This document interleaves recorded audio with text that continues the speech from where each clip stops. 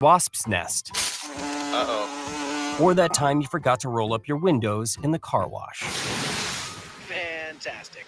Yeah, a remote control would have come in handy then.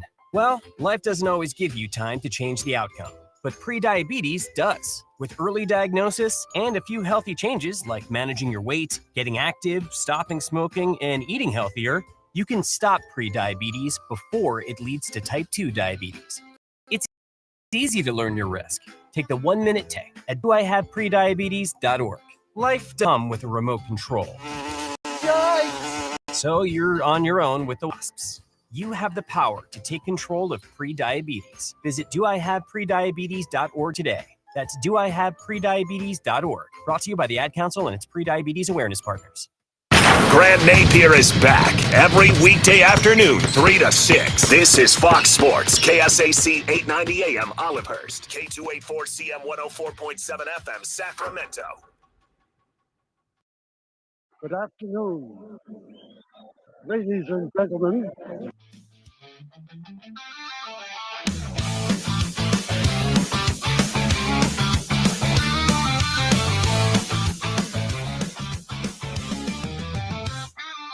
Grant's back, and here to win. It's the Grant Napear Show on Fox Sports Radio Sacramento. Now, Grant Napear. Good afternoon, everybody. How are you? 122-108 last night. The Nuggets beat the Kings. They outscored Sacramento in the fourth quarter, 37-26. Sacramento now 1-3 on this homestand with a chance to win their second game tonight against the Atlanta Hawks, who are 6-5. No Zach LaVine tonight. He has been ruled out. Questionable are Domantas Sabonis and Malik Monk. We're going to talk a lot about the game from last night, which I thought the Kings played much better than they had in their previous two. Certainly, there are things that happened last night that resonated with me in the positive column. The rotation to me was better. The intensity was better, but Denver's a really good team. They might be the best team in the West. Certainly, they're going to be right there with Oklahoma City, and they have the best player on the planet in Nikola Jokic. So, listen, the Nuggets are a really, really good team, and they showed it. And when they have to score on a crucial possession, they execute, and they don't beat themselves. So the Nuggets win 122-108, but most of the attention from the game last night happened before the game even began. That's right. It happened even before the ball was thrown in the air. Kings head coach Doug Christie came in for his pregame Q&A with the media. He didn't take any questions. If you missed it, this is how Doug Christie greeted the media before the game last night. Some of you guys, I think everybody in here knows me. If you don't, my name is Douglas Dale Christie. I'm head coach of the Sacramento Kings. Okay? Change is hard, y'all. It's hard. But understand, and we understand, that we're not there yet. But we about to work at it like crazy. We totally get that. And it'll be bumpy. It will. Because change is like that. But buckle up. For the real ones, buckle up. And for all the rest of you, you know who you are. You know how I feel about that. We, and I say we as an organization, make no mistake, we're aligned in what we're doing. We are aligned in what we're doing. I said this before. You've heard me. I'm going to say it again. We're going to play to a standard. That's what we're going to do. Tough, competitive, disciplined, professional, team-oriented, and accountable. That's what we're going to play to. So when you look out there, everybody in this organization is held to that. Now, as an identity, that's defend, rebound, and share the damn basketball. That's what we're going to do every single time we hit the floor. So the pain of Kings fans, there's nobody that sat in this seat with the exception of two people, Rick Adelman and probably Jerry Reynolds, that understand the pain of Kings fans. So know that as I sit here, who experienced that pain with those men, we going to get it right. We're going to work every damn day to get it right. So when I see the hate, the haters, the fakers, all you guys, you keep that energy. That's good. You keep that. And you know who you are. Because while you doing that, we're going to be working. And while you doing that, we're going to be growing. And while you do that, eventually, we're going to be coming. The King Show. SAC proud. Know that. So you heard the fist pump on the table. He got up and he left. And that left everyone like, what did I just listen to? What was that all about? And was that directed at any one individual? Was that directed at me because of my open on Monday after the Kings were humiliated at home by the Minnesota Timberwolves? That was the speculation going around the arena leading up to tip-off and throughout the game. And we'll talk more about this in a couple of moments, about that aspect of what Doug said. So the game starts. The Kings, again, get outscored in the fourth quarter, 37-26. So after the game, this did not end. Doug Christie was asked the question if his pregame rant was directed at any one individual. Fans, No, just players. whoever. It's a lot out there. So whoever got questions about the Sacramento Kings and where we going, we're aligned in where we going, and we're going to get there. So take that for however. It wasn't no specific person, but everything that's coming in ain't specific either. You know, a few things about this. Doug doesn't have to defend himself from where his heart is. We know, we get it, okay? I know Doug better than anyone listening to this radio program right now, unless his wife or son are listening. Other than that, I know Doug better than anybody on the radio right now, all right? I work with him every day, both in the studio and doing games, golfing with him on a regular basis, going out to dinner with him on the road all the time. Okay? I know Doug inside and out. I know where his heart is. I know what his intentions are. I know his love for the community and the organization. That's not debatable. It can't even be brought up. And if you bring it up and you question it, then you're wrong. Okay? So, stop with that. Okay? And stop with the rah-rah nonsense. And stop with the talk. Actions speak louder than words. All right? Right now, the Kings are a mess. Period. It's not debatable. They're a mess. Now, you can blame that mess on a lot of different areas. All right? You can take the mess and you can absolve the coach and say, well, he inherited a mess and he's got a roster that doesn't work, and you can go down that road. But, if you're going to be the coach of an NBA team, especially in a market like Sacramento, I mean, come on now. Could you imagine if this was going on in New York or Philadelphia or Chicago or so many other cities in America? Really? You're letting the heat in the kitchen get to you before we even get to Thanksgiving?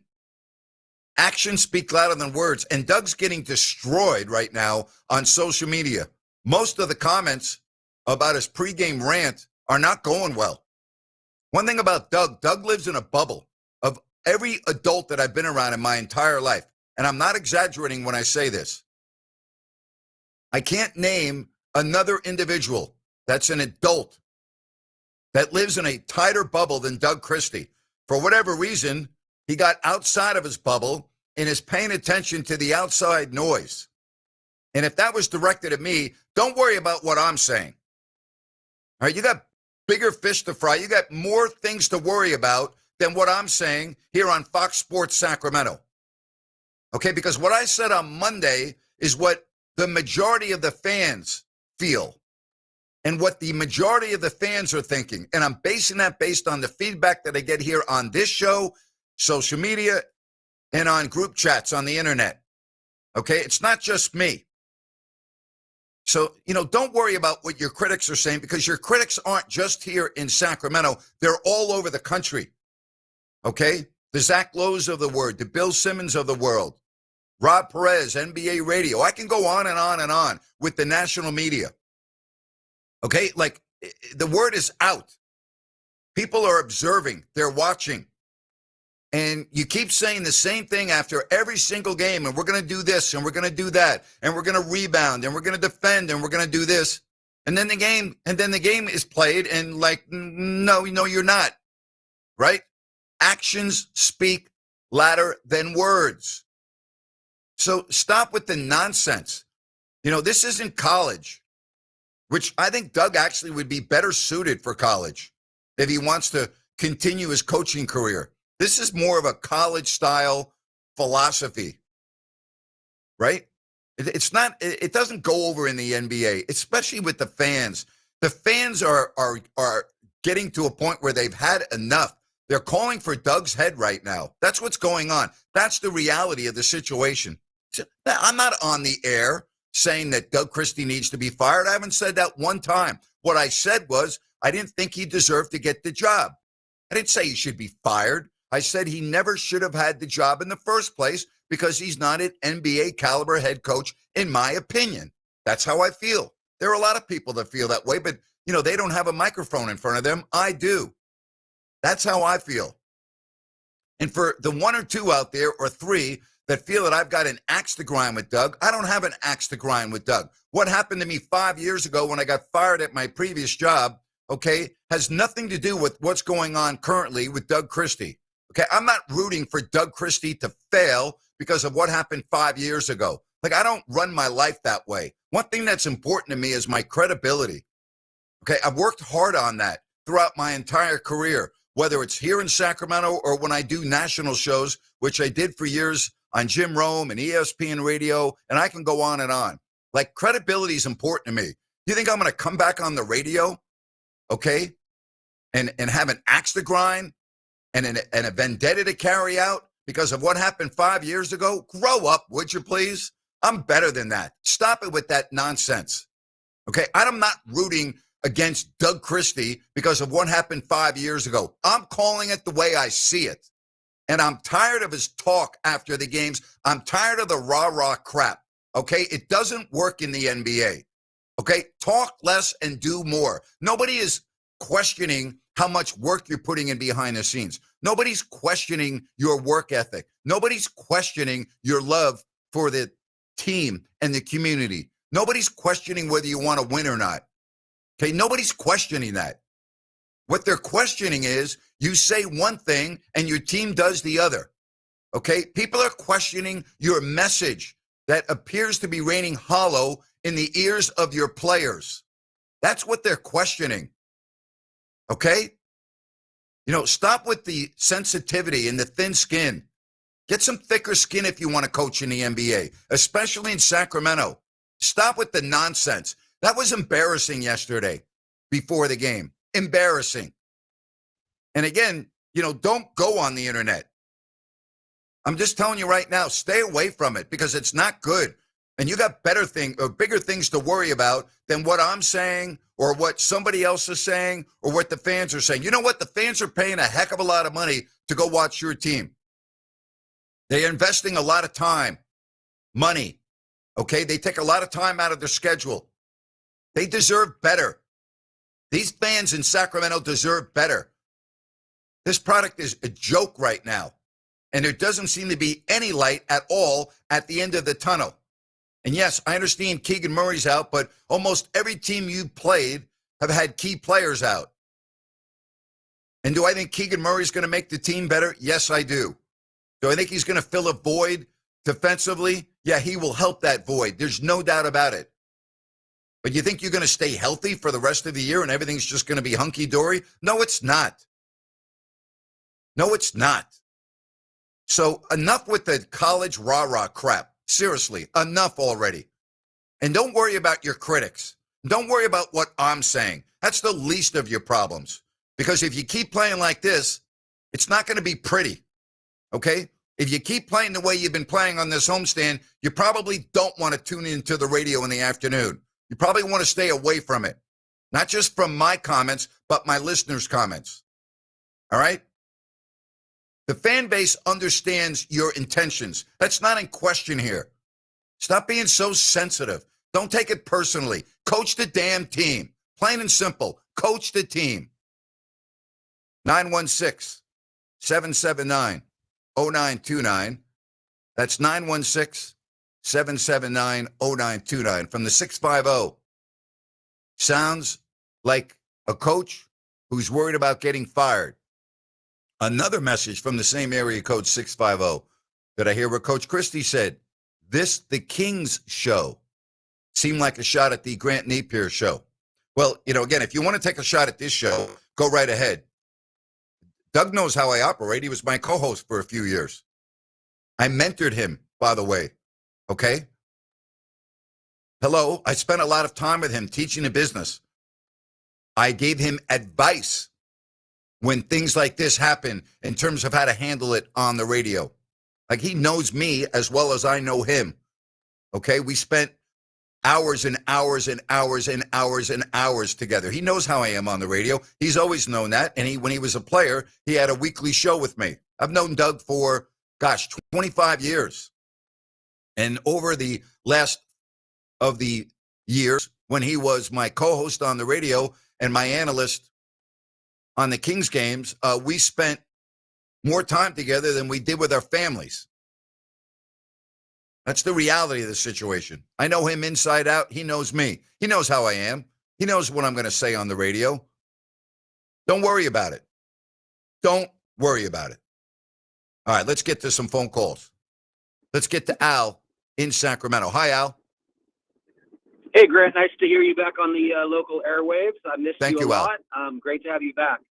Hey, a few years ago, when the Kings were making one of their many coaching changes, we kept hearing the name Mark Jackson pop up, and I feel like Douglas Dale Christie is basically the Mark Jackson that we never had here in Sacramento. Preaching, just a guy who maybe doesn't quite know exactly how to operate as a coach and is just grasping for anything.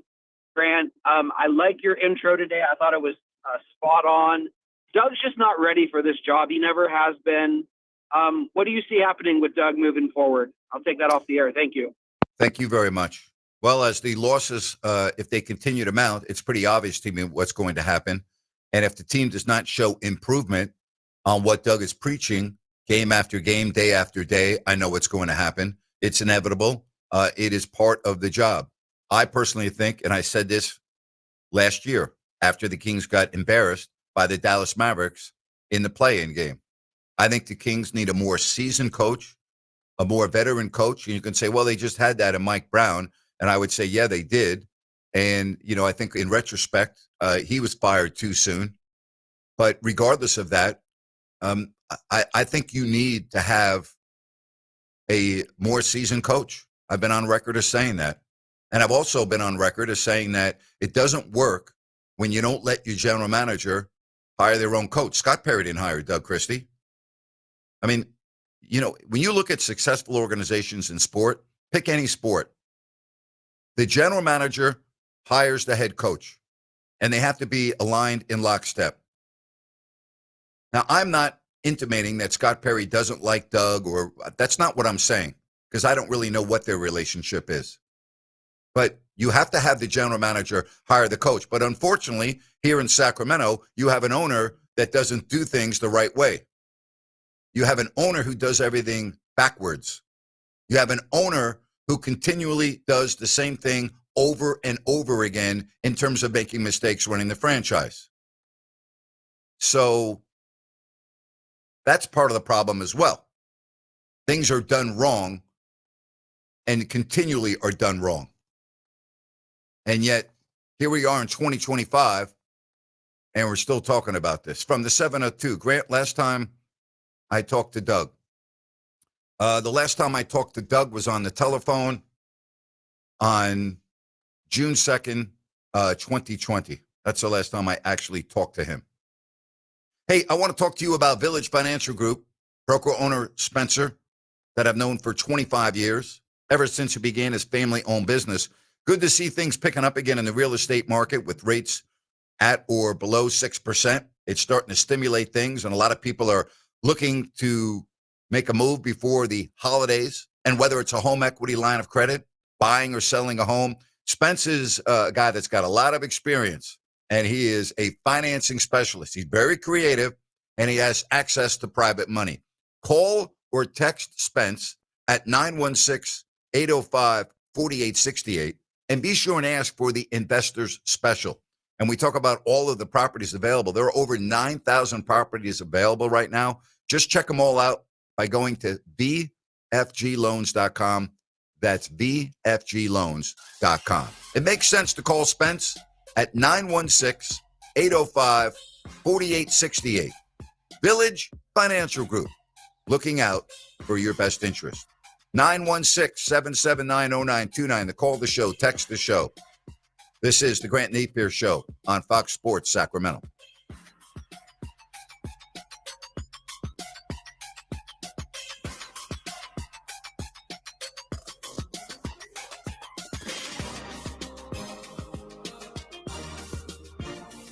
Hi, it's Margot from Bennett's Restaurants. Looking for the best happy hour in town? Head to Bennett's, where every day from 2 to 6, you'll find flavor, fun, and serious value. Enjoy over 10 wines by the glass, country club-style cocktails like lemon drops, skinny margaritas, and crave-worthy share plates. Short rib tacos, chicken wings, calamari, and more, starting at just $6. It's upscale without the uptight. 3 locations, Roseville, Rockland, and Sacramento. Join us today or check out the menu at bennettsrestaurants.com. Looking for the ultimate night out? Welcome to HQ Showgirls, Sacramento's premier adult gentlemen's club. We're the only topless club between Reno and San Francisco serving alcohol, beer, wine, and champagne. All inside over 6,000 square feet of pure excitement. Planning a party or a VIP night? Call our VIP manager now at 916-389-0199 to book your table. Come experience the energy at HQ Showgirls, 851 Richards Boulevard, Sacramento. Open 9 p.m. to 3 a.m. Sunday through Thursday and until 4 a.m. Friday and Saturday. Visit hqnightclub.com, where the night begins and never stops. At Downtown Ford Sacramento, we're proud of our long heritage. We've consistently provided Ford cars and trucks to families and businesses in this region for over 100 years.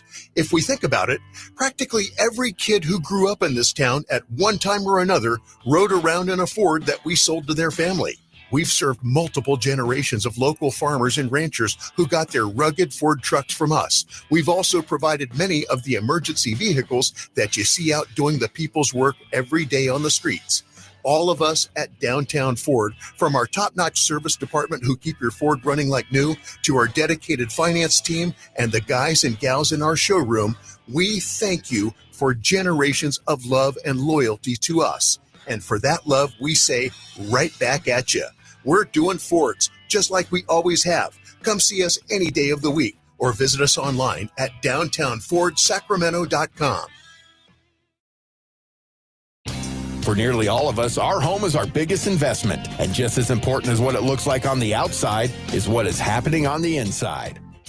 How long has it been since you had your home's electrical integrity checked? Whether your home is 10 or more years old or even a newer build, the safe rule of thumb is to get the electrical inspected at least every 5 years. At Gabroods, electrical work is all we do. We're the area's recognized experts. Panel replacements, whole house fans, generators, solar, and more. But home inspections are what we do most often. Whether you have a difficult electrical situation or it's just time to ensure your home and family are safe, call locally owned Gabroods for our thorough 12-point expert inspection. Gabroods, serving our Northern California neighbors for more than 30 years. Gabroods, G-U-B-R-U-D-S. Call the good dudes at Gabroods, G-U-B-R-U-D-S, Gabroods.com.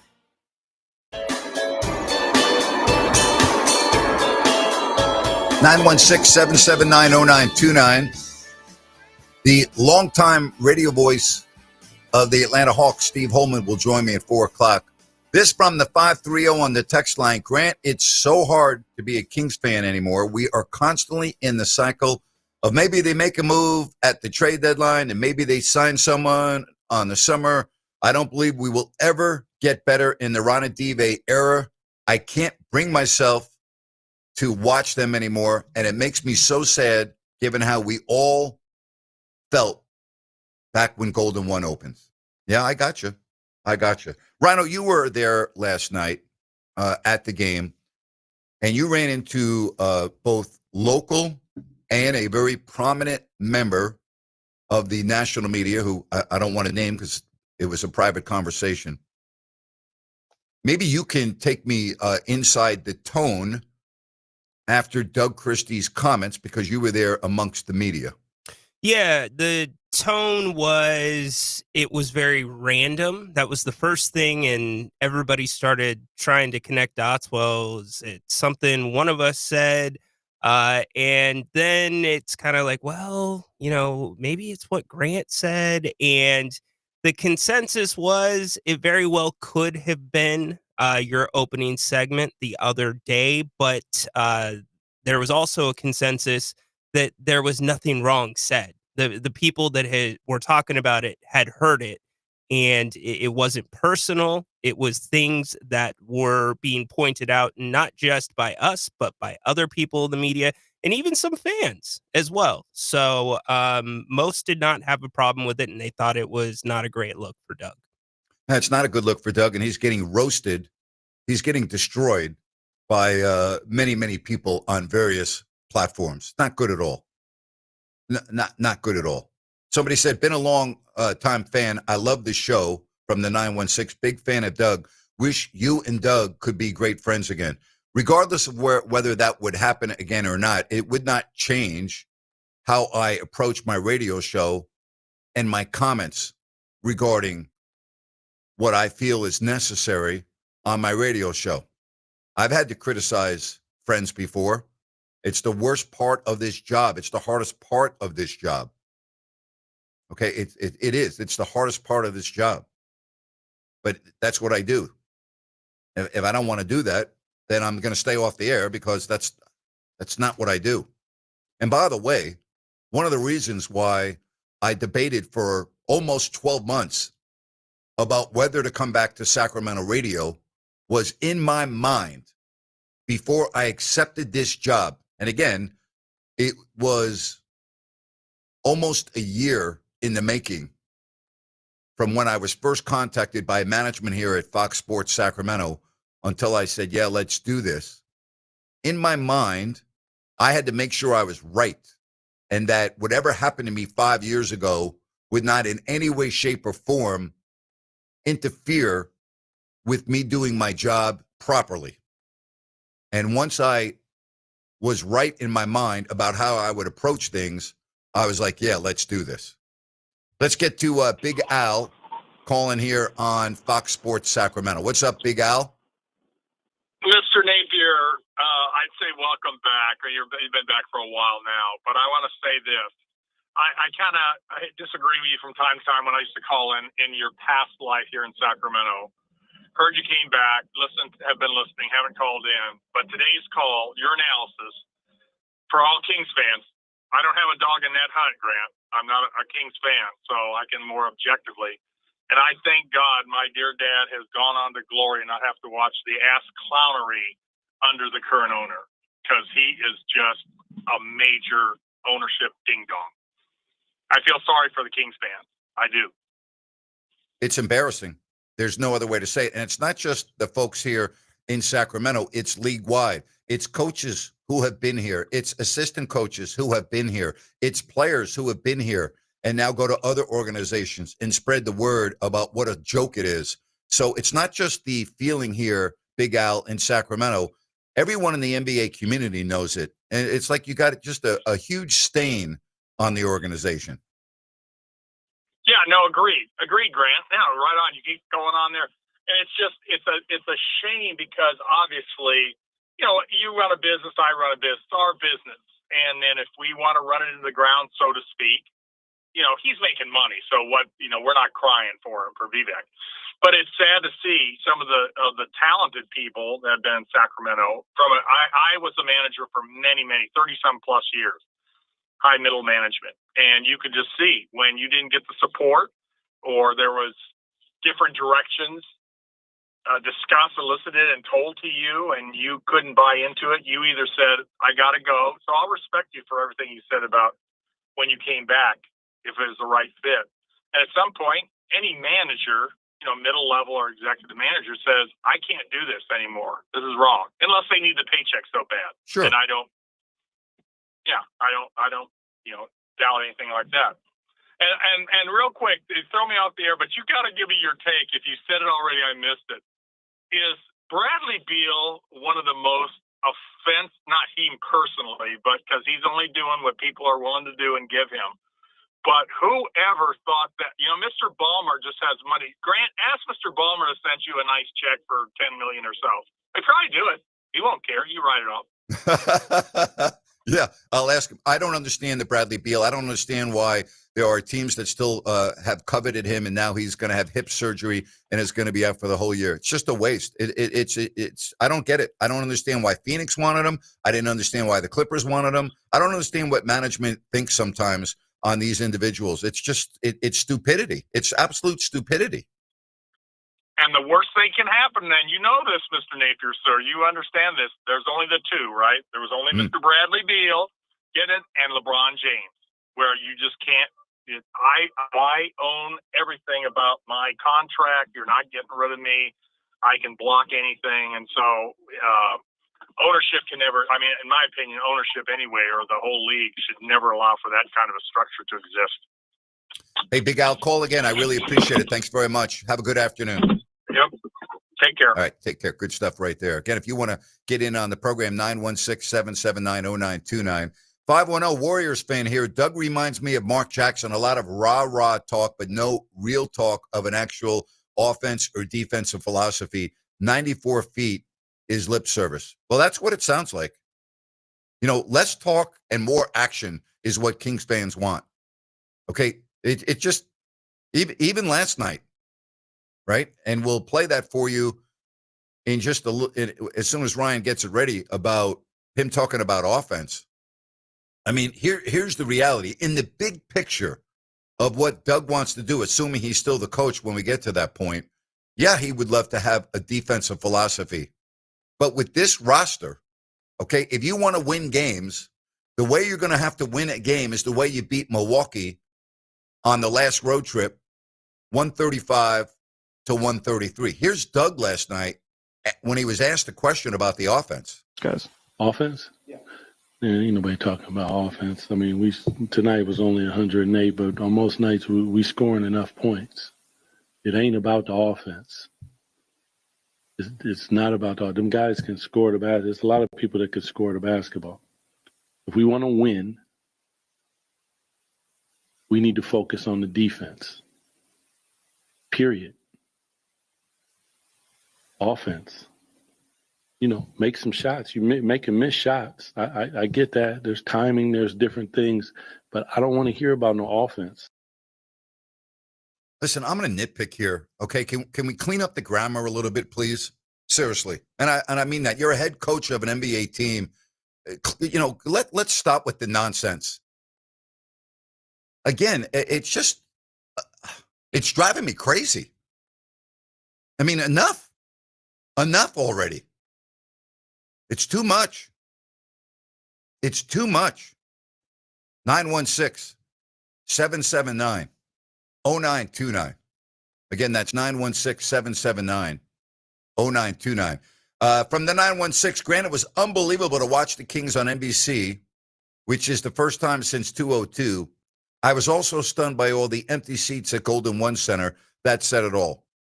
In all fairness to the empty seats, which I did notice, I wasn't at the game. It was an 8 o'clock start on a weeknight.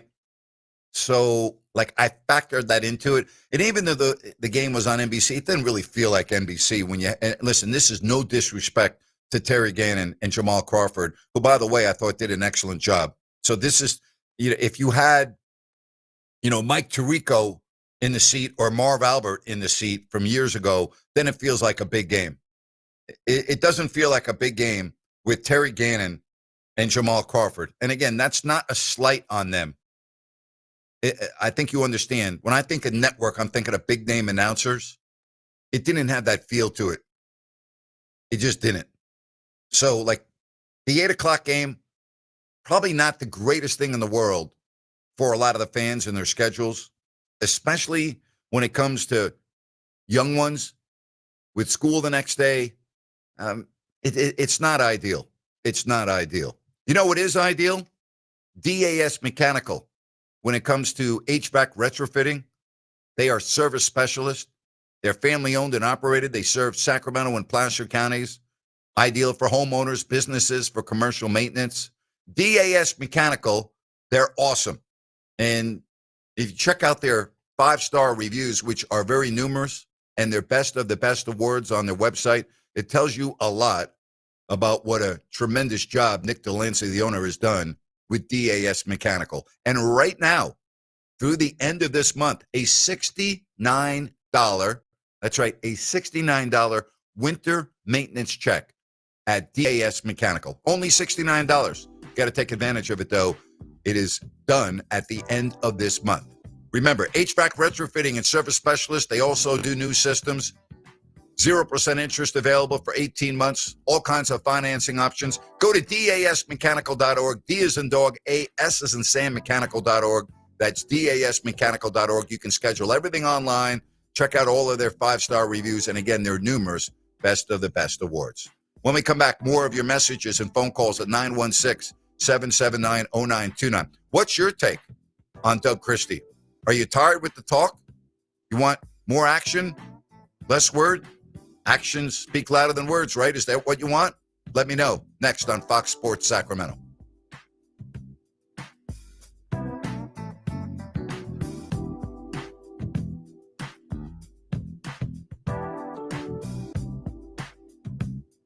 Fox Sports traffic as we take our first look at the roadways for this Wednesday afternoon. Starting to see some heavy rush hour delays on US 50 eastbound and westbound from Howe Avenue out to about the I-80 interchange. Give yourself about 20 extra minutes to work your way through there. Cap City Freeway also starting to get a little bit busier from Arden Way down to Exposition Boulevard. It got about a 5 to 10 minute delay starting to form through there. I-5 southbound at Garden Highway got an on-ramp partially blocked with an accident. I'm Andy Bass for Fox Sports Sacramento. The NBA season's rolling, and DraftKings' newest game, Pick 6, is the easiest way to play for your shot at big wins. NBA stars are lining it up now. Here's how it works. Just pick more or less on 2 or more player stats. The better your picks, the bigger your payout. New DraftKings customers get $50 in Pick 6 credits with just a $5 entry on your first pick set. Don't just watch basketball. Pick, play, cash in. Download the DraftKings Pick 6 app now and use code KSAC. That's code KSAC. Play just $5 and get $50 in Pick 6 credits. Make the call. Ride the upside. In partnership with DraftKings Pick 6. The crown is yours. Gambling problem? Call 1-800-GAMBLER. Must be 18 plus. Age and eligibility restrictions vary by jurisdiction. Void where prohibited. 1 per new customer. Bonus awarded as non-withdrawable Pick 6 credits that expire in 14 days. Ends December 2nd at 11:59 p.m. Eastern Time. Terms at pick6.draftkings.com/promos. For nearly all of us, our home is our biggest investment. And just as important as what it looks like on the outside is what is happening on the inside. How long has it been since you had your home's electrical integrity checked? Whether your home is 10 or more years old or even a newer build, the safe rule of thumb is to get the electrical inspected at least every 5 years. At Gabroods, electrical work is all we do. We're the area's recognized experts. Panel replacements, whole house fans, generators, solar, and more. But home inspections are what we do most often. Whether you have a difficult electrical situation or it's just time to ensure your home and family are safe, call locally owned Gabroods for our thorough 12-point expert inspection. Gabroods, serving our Northern California neighbors for more than 30 years. Gabroods, G-U-B-R-U-D-S. Call the good dudes at Gabroods, G-U-B-R-U-D-S, Gabroods.com. The holidays can be a time of increased stress for those struggling with opioid or stimulant use disorder. Complex family dynamics, financial strain, and cultural expectations can weigh heavily and become a tipping point for those battling the physical and mental effects of addiction. But the holidays can also be a time for pause, reflection, opportunity, and new beginnings. They're a chance to take stock of what we have and are thankful for, to remember what's most important to us, and to consider what we can change. The holidays are a time of hope. So this holiday season, choose treatment and recovery. Embrace the support and company of family and friends, and create special moments. Get started by finding a proven opioid or stimulant addiction treatment provider near you at choosechangeca.org. Find a proven treatment option that's right for you. Recover you at choosechangeca.org. That's choosechangeca.org. You took the first step and quit smoking, but even former smokers may still be at risk for lung cancer. That's why SaveByTheScan.org wants you to know about a new low-dose CT scan that can detect lung cancer early. It takes only 60 seconds and could save your life. You took the first step, now take the next. Visit SaveByTheScan.org for a simple quiz to see if you're eligible and talk to your doctor about screening. SaveByTheScan.org is brought to you by the American Lung Association's Lung Force Initiative and the Ad Council.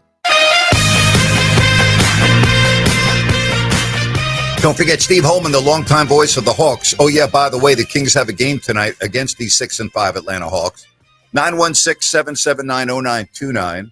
From the 916, if not DC, then who would head coach? I'm not going there. Doug is the head coach of the Kings, and I'm not talking about other candidates. It would not be fair to Doug. I've always taken that approach. I don't talk about, other people for a job when somebody already has the job. I don't do that.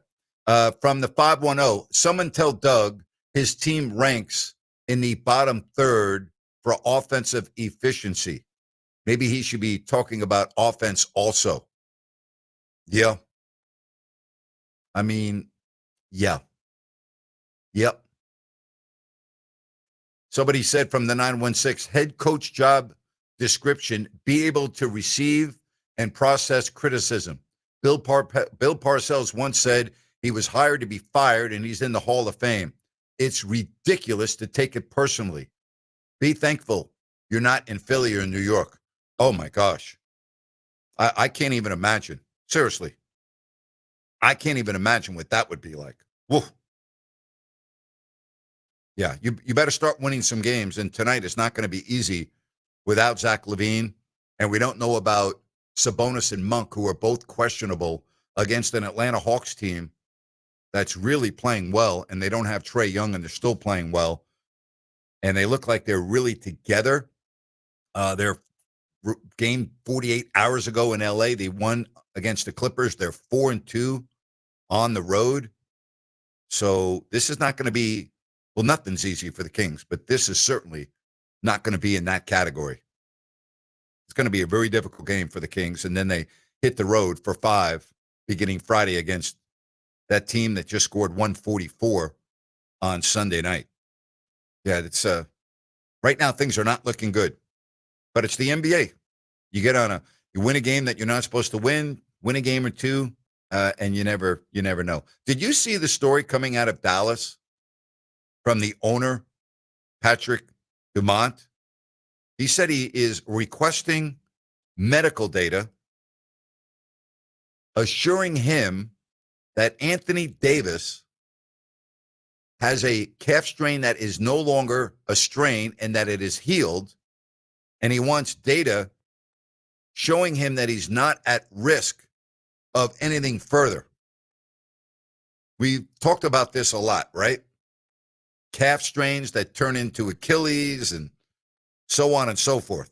Most recently in the NBA Finals with Tyrese Halliburton. So here's your managing general partner, okay, who now is getting involved from a medical perspective because they don't want him to have what would be, let's face it, that would be a catastrophe for the Dallas Mavericks. He's only played, a handful of games since arriving in Dallas. I said Anthony Edwards, I'm sorry, Anthony Davis. So Anthony Davis has only played in 14 games, okay? Think about that. Anthony Davis, AD, has only played in 14 games since coming over in the Luka Doncic trade. Think about that. 14 games for AD. Unbelievable. Right? When he was traded, you remember Davis had an abdominal injury. Then he gets onto the court and has another issue. And he was then, with an abductor strain out another 6 weeks. The guy can't stay healthy, Anthony Davis. So the owner's like, Yeah, that's a real problem right now in Dallas. On the text line, Grant, the Eagles coach probably gets more criticism in Philly than Christie gets here in SAC, and they won the Super Bowl last year. Yeah, and it's part of the deal. You know, if you're going to be in the big boy chair, you got to act like a big boy. Okay, you can't be whining and crying about, oh, the media is too sensitive. You know, the media is too critical of me and the fans. And yeah, we're taking notes. And yeah, really, you better have a big sheet of paper or a big stack of paper to write down all of the people that are criticizing you, because it goes a long way outside of our city limits here in Sacramento. Goes all the way to the East Coast. So you better have a lot of time to write down all of the names. Worry about your team. Go out and win a game. Go out and play consistently. You know, I thought the Kings last night were much better. You know, there were some promising signs to me last night. I like the rotation. Dennis Schroeder, who has been a huge disappointment. It's been a bad signing so far by Scott Perry. I mean, you just have to call it the way it is. You know, in 11 games, the guy's had, 2 good games? He only played 21 minutes last night. You saw Keon come in the game in the first quarter. You saw some differences last night. You know, Doug coached the team differently after the criticism that was coming his way and towards the team. I don't know what the lineup's going to be like tonight because Zach LaVine is not going to play. So I don't know what the starting backcourt will look like. What I do know is Atlanta's not a pushover. They're not a pushover. And they're looking at this game as another opportunity to get a road W. And when you look at the Eastern Conference, especially without Trae Young, you know, the Atlanta Hawks in a much more balanced conference right now than the West, because Orlando is in 10th at 5-6. The 10th place team in the East are the Jazz at 4-7. Now, you might say, well, Napes, that's only one game. I know, but I'm just making the point, okay? You even have Boston that's 11th at 5-7, and Memphis in the West is 11th at 4-8. Who are you putting your marbles in what jar? The Boston Celtics jar or the Memphis Grizzlies jar? Right? I know what direction I'm going in. You know, you look at the 7th place team in the West right now, the Phoenix Suns are 6-5. And you know what I see when I watch the Suns? I see a spirited team. I see the team that I want to see in Sacramento. I see a team that looks together. I see a team that looks like they're totally on board with what's going on. That's what I see when I watch the Phoenix Suns. And oh, yeah, by the way, they're without a key starter in Jalen Green, the same way the Kings are without a key starter in Keegan Murray. But when I watch the Suns play, I get a completely different feeling than when I watch the Kings play. A completely different feeling. Now, in all fairness, the Phoenix Suns have not had the schedule of the Sacramento Kings. All right, they've had the Clippers 3 times, who are bad. They have had a game against Denver. They played Utah twice. They've played Memphis. They beat San Antonio, by the way, the Phoenix Suns did, 130-118. They did play the Warriors. They lost. They also beat the Pelicans. So you could say, well, they haven't had, you know, the toughest of schedules, but it's not even the point. It's about how they're playing. Okay? It's about how they're playing. Very consistent basketball. As a matter of fact, when you look at the standings right now in the NBA, and I think you probably need to go more 20 games than 10 games or so, but I just find this interesting. I look at consistency, right? Here's another thing that Phoenix is doing. They're winning at home. They're 5-1 at home, and they're 6-5 overall. And you know what their point differential is? Plus 1.8. Like, that sticks out at me through 11 games. You know what that signals me? Consistency. Consistency. Whereas the Kings, they're at minus 9.1. So, like, I'm just using, like, teams that are projected to be around Sacramento when the season began, like Phoenix, like Portland. Like, look at Portland. Okay, they're 5-5. And their point differential is plus 1.3. Like, you want to be in the green. 9 of the 10 teams in the West are all in the green in differential. The only one that's not are the Jazz at 4-7, and that's where you would expect them to be at -5. But the top 9 teams, even the teams that are 500 like Portland, are all positive, all in the green. Again, that number that I'm reading off is more, it makes more sense with more games. But I just find it interesting that in the East, 9 of the 10 teams, and in the West, in the West, 9 of the 10 teams, and in the East, the top 11 teams, including the Boston Celtics at 5-7, are all in the green, all in the plus column. So, don't think that number is not really important. It's really important. It's really important. And Rhino, again, I would like to have a bigger measuring stick of 20 games or so before I make too much into it. But when you have the top 11 teams in the East and the top 9 teams in the West currently all in the green, not in the red, that tells me something. Yeah, certainly. I mean, it's not a small sample size. It's not a big enough sample size either. But, people will say the Kings' schedule is hard without Keegan Murray, but some of these teams are missing guys too. Jalen Green went down in Phoenix. So hopefully the Kings can get it closer to that number, or at least be near even once we get through this November stretch. What about tonight? 3 games in 4 nights. The confidence level's got to be really down. You don't have Zach LaVine, so you're missing a guy that can potentially score big time, even though he has not had a good homestand. We don't know about Malik Monk yet, who is listed as questionable. So I would think without LaVine, they're going to really need Monk on the floor. Also, Sabonis is questionable. I don't have a good feeling about this game tonight. I really don't. It's going to be tough. Atlanta was in Sacramento waiting for them last night. It's going to be up-tempo. They're going to want to get up and down the floor. Atlanta's playing without Trae Young, and they're actually having a little bit of fun doing that. So expect to get their best shot, especially when it comes to playing fast.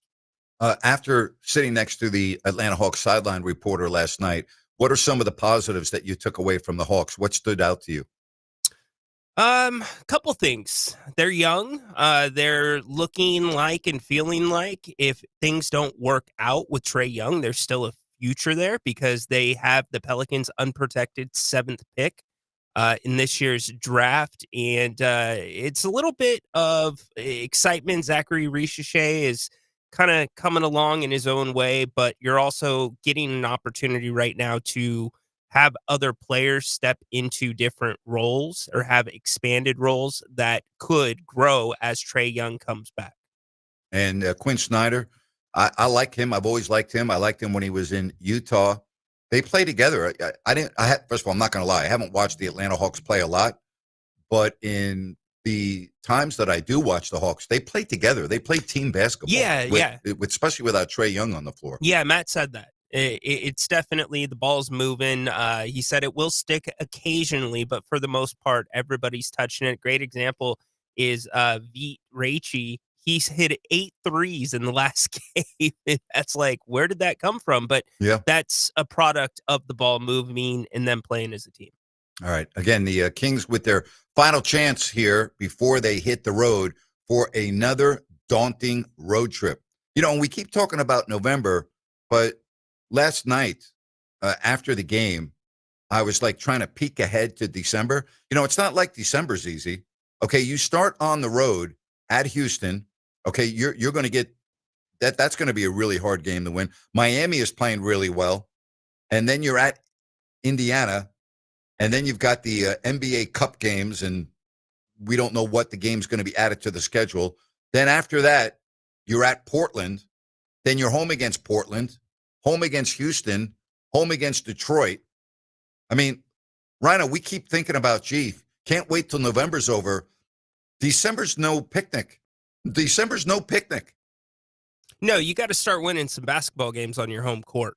Yes. And the Hawks actually are one of the better road teams. They're 4-2. 4-2 on the road. So come December, that's when you've got to kick in. And again, I say this about Doug Christie, and I know it's been the topic of the show. I've kept my opinion at this. Until he has a full deck to play with, I'm not going to pass judgment because it's not like he was given the keys to a new car. This was a car that was a little bit of a beater and a retread. But at that time, when you do that in December, Grant, if this team's still having those same problems with a full deck, it's going to be tough to even get through December. Okay, I don't disagree with anything you just said, but if we're going to go that direction, which is fine, and I think it's great for conversation and fodder on the radio, the Phoenix Suns and their first-year head coach didn't get the keys to a new car. No, but there was a unified vision with Phoenix. Think about how many players they have tried to put around Devin Booker. It's always been Devin Booker, and this year they said, Devin, we're going to build around you. You're a part of this. The team knows that Devin is the leader, and I feel like that is the unified vision going through and playing through, and you can see it translating onto the court. The Kings don't really have that leader. The Atlanta Hawks, back to them for a moment before we get to the break, and we'll talk with their longtime voice, Steve Holman. They've lost to Toronto, Oklahoma City, at Chicago, at Cleveland, home Toronto. They've won at Orlando, at Brooklyn, at Indiana, home Orlando, home Lakers, and at the Clippers. Steve Holman, a guy that I love, and he has been a fixture in Atlanta for decades. Steve Holman, the voice of the Atlanta Hawks, coming up shortly right here on Fox Sports Sacramento.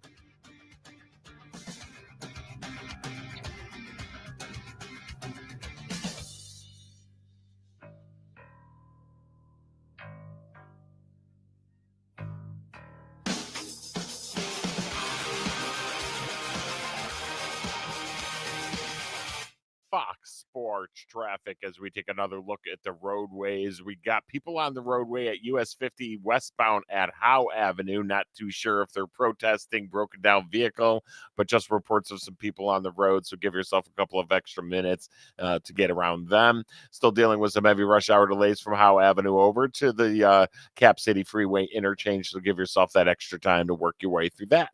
With twice an hour traffic, I'm Andy Bass for Fox Sports Sacramento. Looking for the ultimate night out? Welcome to HQ Showgirls, Sacramento's premier adult gentlemen's club. We're the only topless club between Reno and San Francisco serving alcohol, beer, wine, and champagne. All inside over 6,000 square feet of pure excitement. Planning a party or a VIP night? Call our VIP manager now at 916-389-0199 to book your table. Come experience the energy at HQ Showgirls, 851 Richards Boulevard, Sacramento. Open 9 p.m. to 3 a.m. Sunday through Thursday and until 4 a.m. Friday and Saturday. Visit hqnightclub.com, where the night begins and never stops. At Downtown Ford Sacramento, we're proud of our long heritage. We've consistently provided Ford cars and trucks to families and businesses in this region for over 100 years. If we think about it, practically every kid who grew up in this town at one time or another rode around in a Ford that we sold to their family. We've served multiple generations of local farmers and ranchers who got their rugged Ford trucks from us. We've also provided many of the emergency vehicles that you see out doing the people's work every day on the streets. All of us at Downtown Ford, from our top-notch service department who keep your Ford running like new, to our dedicated finance team and the guys and gals in our showroom, we thank you for generations of love and loyalty to us. And for that love, we say right back at you. We're doing Fords just like we always have. Come see us any day of the week or visit us online at downtownfordsacramento.com. Looking for the perfect spot to watch the game and enjoy amazing food and drinks? Look no further than Fieldhouse American Sports Pub. Family owned and operated, Fieldhouse is passionate about creating a fun, welcoming atmosphere for everyone. Spice things up on Tuesdays with Taco Tuesday. Buy any order of our delicious tacos and get a refreshing margarita for just $6. On Wednesday, Fieldhouse features incredible drink specials. Enjoy $5 well drinks and ice cold pints all day long. Fieldhouse was voted the #1 sports bar in Sacramento. Tons of TVs, a mouthwatering menu, and daily specials. It's the perfect sports bar to catch all the action. Visit us today at 1833 Fulton Avenue. Fieldhouse American Sports Pub, where the food is fantastic, the drinks are flowing, and the good times never stop. Fieldhouse, bring it to the house.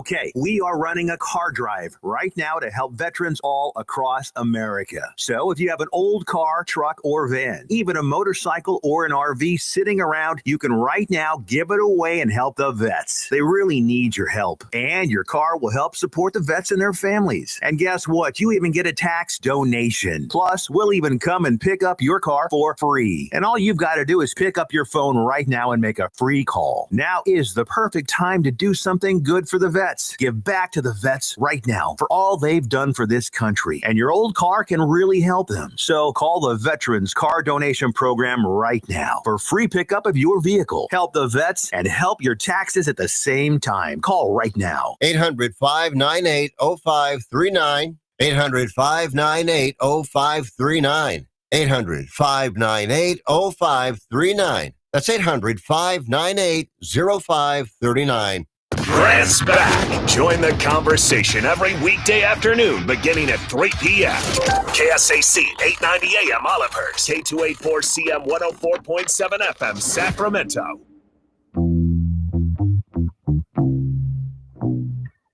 Hour number 2 of the Grant Napear Show. My next guest is in his 41st season behind the mic as the radio voice of the Atlanta Hawks. He's in the Georgia Sports Hall of Fame, the Atlanta Sports Hall of Fame, the Georgia Radio Hall of Fame, and I would put him in my Hall of Fame because he's a Hall of Fame person. That is the one and only Steve Holman, guy that I miss so much in my visits to Atlanta and when the Hawks come to Sacramento. Steve, how are you?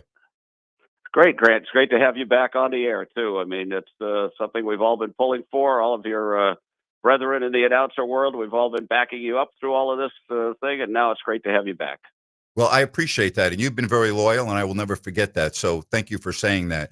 Wow, you're having fun this year. A team that's 6-5 now without Trae Young, ball moving around. Everybody looks happy, and I haven't watched a lot of the Atlanta Hawks, but when I do, I see a really together team. Yeah, they seem to be, gelling a little bit now. I mean, we've got so many new guys that, it's going to take a while, we thought anyway, to have it all click. And then Trae gets hurt. It was actually 2 weeks ago today. He got hurt in Brooklyn. And now they're saying, they're going to reevaluate him in 4 weeks. So that's 2 more weeks. So we'll see how that goes.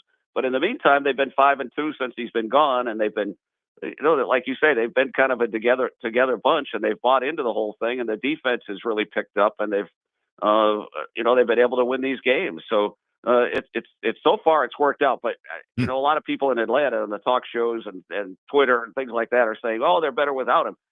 You're not better without your superstar. You're not better without your best player. So they just want to keep their head above water now for the next couple of weeks. With that said, for the folks that are driving to the game right now, or they're going to be watching it, what are some of the things they can look out for if they don't watch the Atlanta Hawks play much? Well, I think they're going to see a lot of up and down the floor, fast movement. That's what Quinn Snyder wants with this team, because they are the third youngest team in the league, which is amazing, really, considering, Kristaps Porzingis is on the team. He's 30. We've got a couple, Trae himself is 27, 28 now. This is his 8th year in the league. So the young guys love to run up and down the floors. Zachary Rizachet, who was the number 1 pick in the draft last year, is really starting to come into his own. And then we've added some guys like Luke Kennard, who can really shoot it from the outside, as you guys know, in the Western Conference, and all the years he played here with the Clippers and the Grizzlies. So it's been a fun bunch to watch and watch the young guys develop. And Dyson Daniels is somebody to watch too. He led, he steals the ball like crazy. He was the most improved player this year. In fact, he's got his trophy with him now. We were supposed to present it to him in Atlanta a couple of weeks ago, and he left it out in California. So he's got it with him on the trip here. So, love it. Do you think? Yeah. Sorry, I didn't mean to cut you off. Do you think? Go ahead. Do you think pace is even more important tonight with the Kings having their third game in 4 nights this evening and an older team? Yeah, definitely. I think that is something. And it was kind of something that happened Monday night, too, when they beat the Clippers. The Clippers, the age that they have, too. And I see Zach LaVine's out tonight, too. So that's going to put you guys a little more of a pickle. So, that makes it more important, I think, for the Hawks to run. And like you say, because they're you guys are on the second night of a back-to-back. We're going to be on a back-to-back tomorrow night in Salt Lake City. So it all kinds of evens out, I guess. Steve Holman, my guest right here on the Grant Napear Show. Steve, so many different eras that you've lived through as the voice of the Atlanta Hawks now in year number 41. What's your favorite to date? I really kind of like I like this young group when Trey came in and started to turn things around.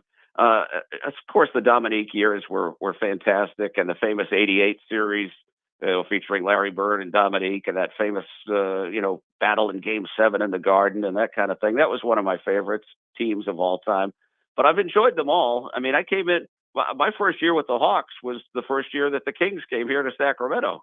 So, Gary and I have kind of a little bond there because we're both 41 years this year. Yeah, how about that? 1985 is when Steve Holman first did the Atlanta Hawks. How difficult are these months in Atlanta for the Hawks? Because anyone that knows about the South, football, and the piece of the market and the marketplace in Georgia, I mean, everyone is so wrapped up with football right now. How difficult has that been year in, year out for the Hawks in the months of October, November, and December? Well, to kind of squeeze our way into the talk show things and all of that has been a little tougher. The fans have been there, though.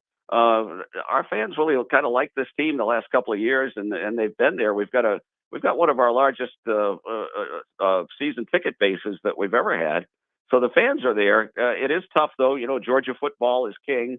The Falcons aren't doing very well this year, so that kind of takes a little attention away from them. But Georgia Tech is having a great year. Which they don't usually have in football. So there is a lot of attention on the football for sure. In an SEC country, it's very hard to crack in until that all ends. But like I say, the fans are hanging in, and we've had so many road games already that by the time their season ends, maybe we'll start to even it out on home games. Steve, you mentioned the era in the late 80s. I say Dominique Wilkins. You say what? The greatest Atlanta Hawk ever. I mean, and the nicest superstar. I mean, he's here tonight with us. He's doing our TV as he's done for many years now. But he is like, even back then, I mean, he was like the nicest superstar you could be around. I mean, he was just a regular guy, and he still is now. He's still, I think, our most popular player based on when we come to these hotels on the road. And people are standing outside at 2 a.m. You know that when you get to different cities. Mm-hmm. I don't know how these guys find out where we're staying every time, but they do. They're out there, and it's always Dominique, the first one that they're yelling for. What was it like being around Moses Malone? Oh, I loved Moses. I mean, he was with us for 3 seasons. It was right after that '88 season. They decided they needed more offense, so Tree Rollins was let go. Randy Whitman was let go. They brought Moses in. But Moses was terrific. I mean, he was at the tail end of his career when he came to us for 3 years, but he still did the same kind of things that he always did. And when he had some trouble with Mike Fratello, I remember interviewing him one day, and I thought it was the funniest thing I'd ever heard. He said, he's just looking for somebody to escape the goat. Oh my gosh! Hey, that's a classic. Oh my gosh! I got to be very close with Spud Webb when he played here, and some of the most fun, my favorite conversations with Spud were about his days in Atlanta, around Neek and around Moses, as you well know because you lived it. Just classics. Yeah, I love Spud. I always called him Spudley when he was here. And he's still, when we go to Dallas, he always comes around still and sees us. So that was great fun in those days. And it was so much different back then too. And you don't want to be the guy that says, back in our day, this is the way we did it. But back then, I mean, I was looking at when Lenny Wilkins passed the other day, who was our coach for 7 years. I mean, and one of the nicest guys you'll ever meet. I was looking at a picture from that team in '94 when the Hawks won the Eastern Conference, when we won that year. There was Lenny, there were 2 assistant coaches, a trainer, and an assistant trainer. And that was it. Yeah. That was the staff. And you look at it now, we've got assistant trainers to assistant trainers, and it's unbelievable. It's become amazing to see the number of people that are traveling with each of these teams now. It's just changed so much over 30 years. I know you were very close with the late Al McCoy, and I look at your career, I look at 41 years. Are you just going to go until you can't breathe anymore? Yeah, that's what I'll do. They keep saying they'll pry my stone cold fingers away from the microphone someday, and that'll be the end of it. But I do miss Al though a lot. I mean, we were very close, like you say, and we're going to Phoenix after we play in Salt Lake City tomorrow night. It's not going to be the same, without Al. I did fly out there for his funeral and everything else, but not to see him and go to dinner with him at, his favorite places in Phoenix where everybody would know him. And, oh, here comes Al, that kind of thing. It's just, but he had, what a great run, 51 years for Al. And Yeah. He was 91 when he passed. So he had a great run, certainly, but I do miss him. And I will especially miss him when we go to Phoenix this weekend. Yeah, I'm so happy you mentioned G-Man and Gary Gerald, who, again, is in his 41st year, too. I started in the era with Johnny Most still behind the mic of the Boston Celtics. And obviously, Right. Chick was just the man in L.A. And you were starting out, and you talk about, Al McCoy, I who had worked already with been Johnny. a fixture in With, Phoenix. I kept score for Johnny Most when I was a kid. I started Is that working right? for What Kurt was that Gowdy. like? Oh, it was unbelievable. He was so nice to me. But when I was 17, I got the Kurt Gowdy, the great Kurt Gowdy, who I always tell young people now have to Google him, look him up. He owned the radio station in my hometown, Lawrence, Massachusetts. And they let me practice after school days, and the high school was right down the street. They put me on weekends when a guy got drafted in 1971. And then between my junior and senior year, they made me full time. And Mr. Gowdy said to me, Stevie, we're going to make you full time. It's 110 a week and all the records you can steal. I said, thank you. Thank you, Mr. Gowdy. And he said, you get Blue Cross too. And I was like, oh, great. This is great. But then the first thing I did was to go get a pass to the Celtics games because I grew up, of course, with Johnny Most. From the time I was 8 years old, this is exactly what I wanted to do. So I got the courage to introduce myself to him, which now we call networking, I guess. And he let me keep score for him eventually. And I would get his English Oval cigarettes for him. And I'd fill up his coffee thermos. And I use the same scorecard today that I used for Johnny, and the same design that my father, who was a draftsman, designed for me. So I used all of that the same. But Johnny was terrific, and all the stories about Johnny are great, and they're all probably true. I have a quick one about when I was a young guy traveling with them. Tommy Heinsohn was our coach, and a lot of people don't know this, and you do, because I think you remember that we used to play double headers in the NBA. Yes. So the Celtics were playing Seattle, I think it was, in New York at Madison Square Garden. So I was holding the tape recorder and microphone for Johnny to do his pregame show with Tommy Heinsohn. And he started out asking Tommy about the Knicks. And Tommy waved me off and said, turn that off for a minute. And he said, John, we're not playing the Knicks tonight. We're playing Seattle. And Johnny's great response in his gravelly voice was, well, what the F are we doing in New York? That sounds just like Johnny Most. Oh my God. What a classic, huh? Oh my God. Yeah. I mean, and seriously. It's true. I mean, if I wasn't sitting there as a young guy, I was like shocked, But he was so nice to me. He helped me so much. Johnny did, and I have a lot of Johnny still in my broadcast, and I that DNA is in me, like the refs all stink, You're the best, Steve. It's so nice to reminisce going back in time. I love those stories. I miss you, buddy. I miss you a lot, but I do catch you too, on Grant. the games. I miss you a lot. We all missed you, and like I say, we're all so happy that you're back, and it's long overdue that you're back, and thank goodness that maybe we're all back here now. So that's good. Amen. Steve, have a great call tonight. Appreciate you. You take care. Thank you, sir. Appreciate it.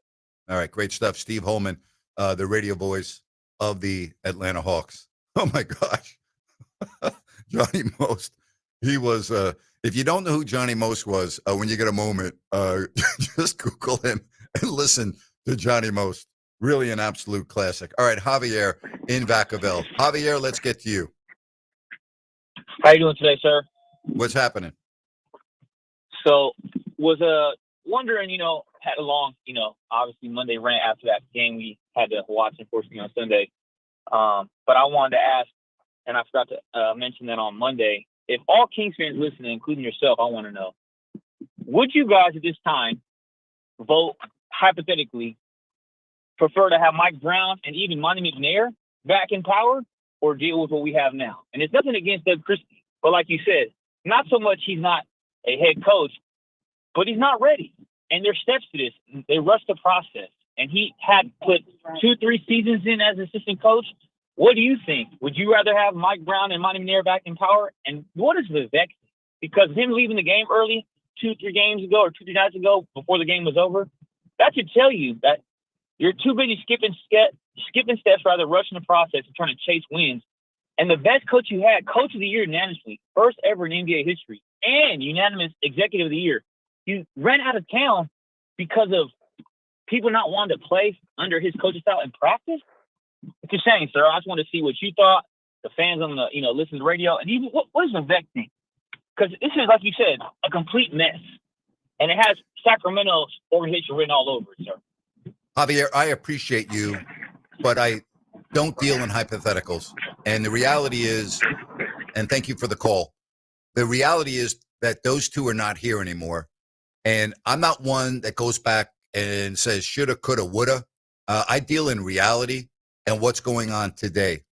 As far as Scott Perry goes, I'm very consistent with this.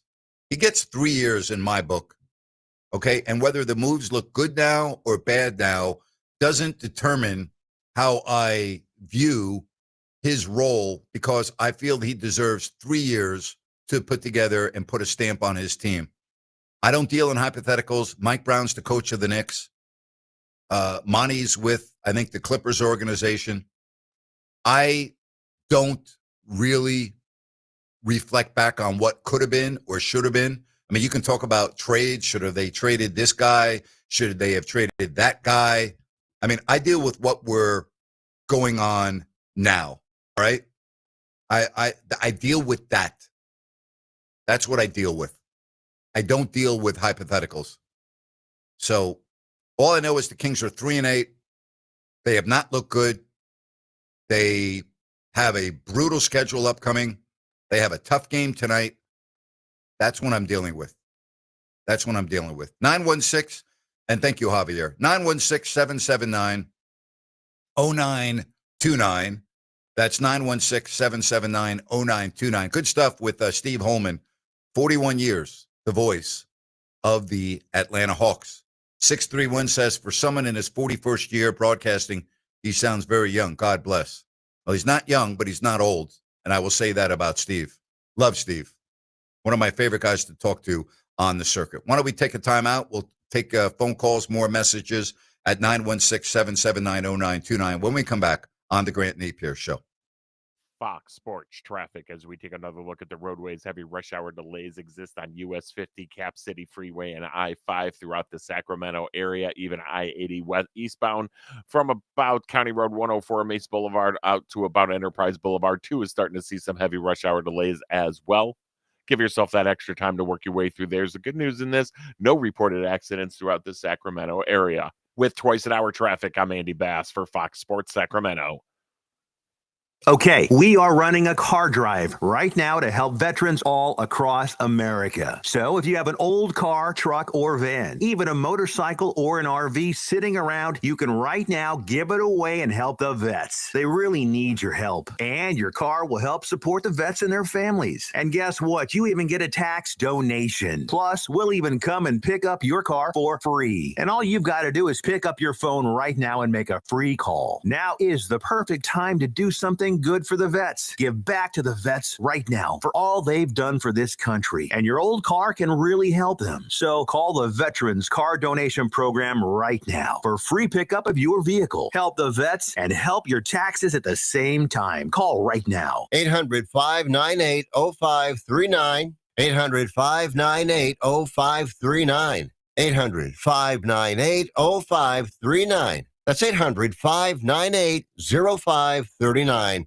Snakes, zombies, public speaking. The list of fears is endless. But the real danger is in your hand when you're behind the wheel. Distracted driving is what's really scary and even deadly. Eyes forward, don't drive distracted. Brought to you by NHTSA and the Ad Council. Traffic brought to you by Gabroods Electrical. Homeowners, for any electrical project you need done, trust the good dudes at Gabroods. Locally owned, 5-star service experts, and always transparent prices and solutions. Say goodbye to your electrical issues with Gabroods. GUBRUDS.com.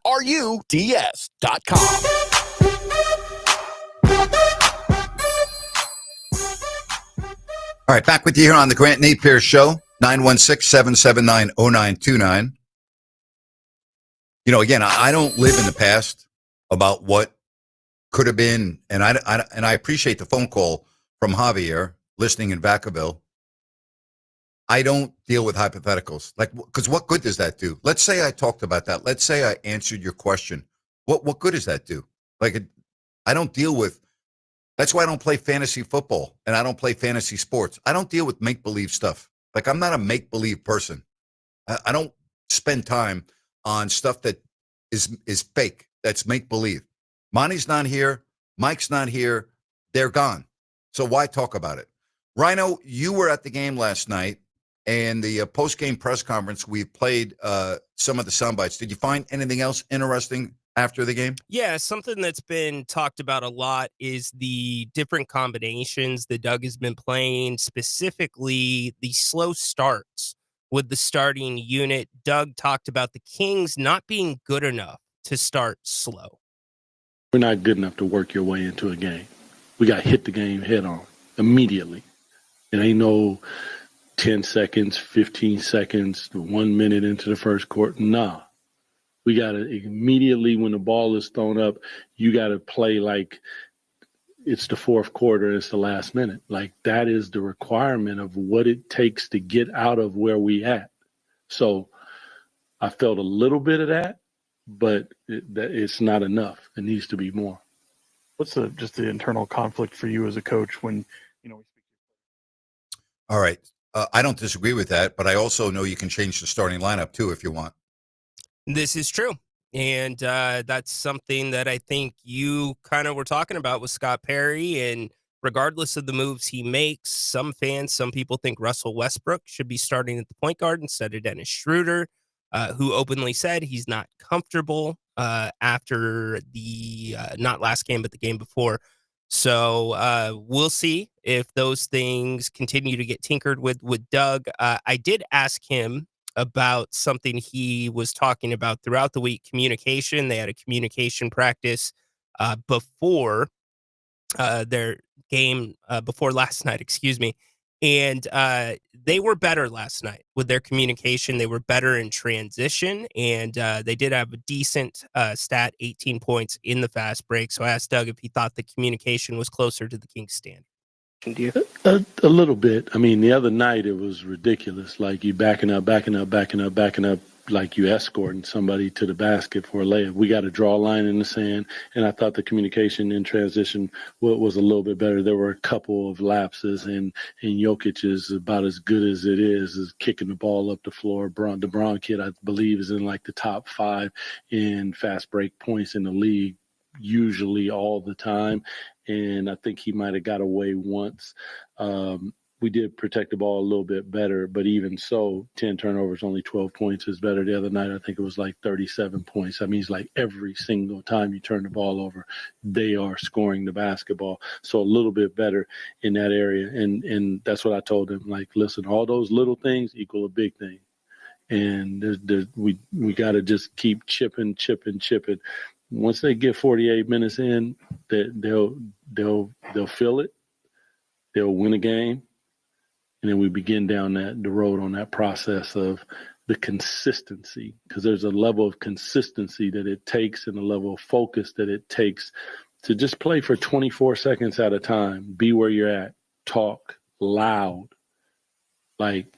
There's 20,000 people in there, 15,106. And for somebody to hear you, you gotta be uncomfortably loud and embarrassingly loud. And when we do that, that means my teammate hears me. Now I've spawned that. Now I'm pointing and telling them where to go. There's a bunch of levels to the communication. It just has to continue to improve. That's an area that helps your defense immensely. You could play a soundbite from 5 or 6 weeks ago, and he said the same thing. And that's what they're working on in camp. And they're working on communicating. Here we are, okay, 11 games in, and we're still talking about that. This isn't something you need to be talking about in the 11th game of the season when you just had 3 weeks of training camp. And Doug talked about this a lot during training camp, that was a huge point of emphasis and that the communication was really good, right? We heard it, all right? You were at practice every day. We heard it. We played it right here on Fox Sports Sacramento. I mean, why are we still talking about that 11 games into the season? It's ridiculous. Well, I'm looking for the team to adjust to what he's asking for, especially after the Minnesota game where it was 18 turnovers for 37 points, which means they, as Doug said, scoring a basket every time. And that was better last night. And I think that is kind of the missing aspect of what the Kings are lacking right now, and that is the transition game. That was kind of their secret sauce, both to getting up and down the court, but also getting the fans into the game. And you saw a little bit more of it last night. So at least for me, there was improvement game to game. That's what I'm Yeah, well, you can't have it. You know this, Ryan. You know this as well as anyone. You can't have a transition game that's effective when you're giving up 120 plus points every game. Correct. Yes. You've got to be able to get stops. You have to be able to assist. You've got to make shots. It's a lot of things that the Kings need to and are trying to get better at. I mean, Grant, even getting to the free throw line, that has been it's dropped dramatically since last season. All right. Again, the Kings and the Hawks tonight. Don't forget to join us on the post-game show tonight. Jerry Reynolds, Ryan in the Sacktown, myself will be on our YouTube and X. It's on X as well. So join us after the game. We'll talk about the Kings and the Hawks. And I'll tell you, with this schedule that I've just been talking about and not knowing when Keegan Murray is going to return, although I got to believe it's sooner rather than later, you want to really stop the bleeding. You got to figure out a way to win this game. And I know it's not going to be easy, 3 games in 4 nights and so on and so forth. And no Zach LaVine, okay? And we don't know about Sabonis yet. We don't know about Monk.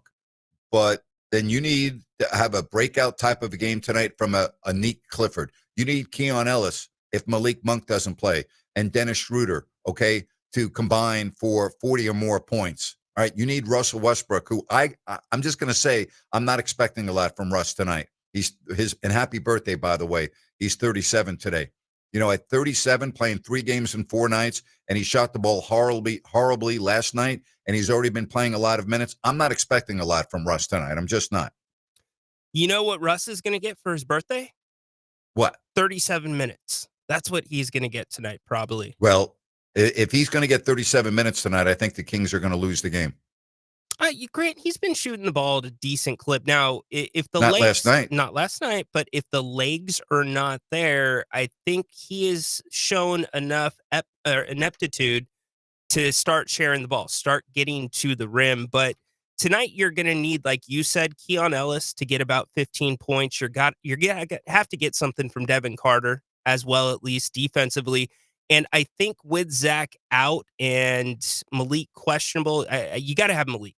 Malik is kind of the pin that this thing's bouncing on with the way the Hawks want to play tonight. But I'm okay with the group that's going to be on the floor because I think they're better geared to play fast.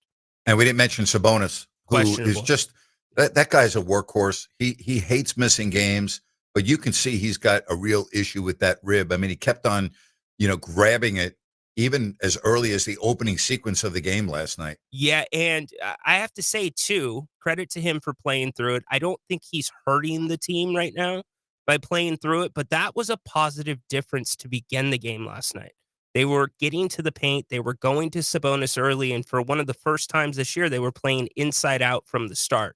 And I would like to see that same formula tonight. Even if Sabonis is still banged up, he can still get the ball delivered. Maybe you take a little bit off of his plate from being down low.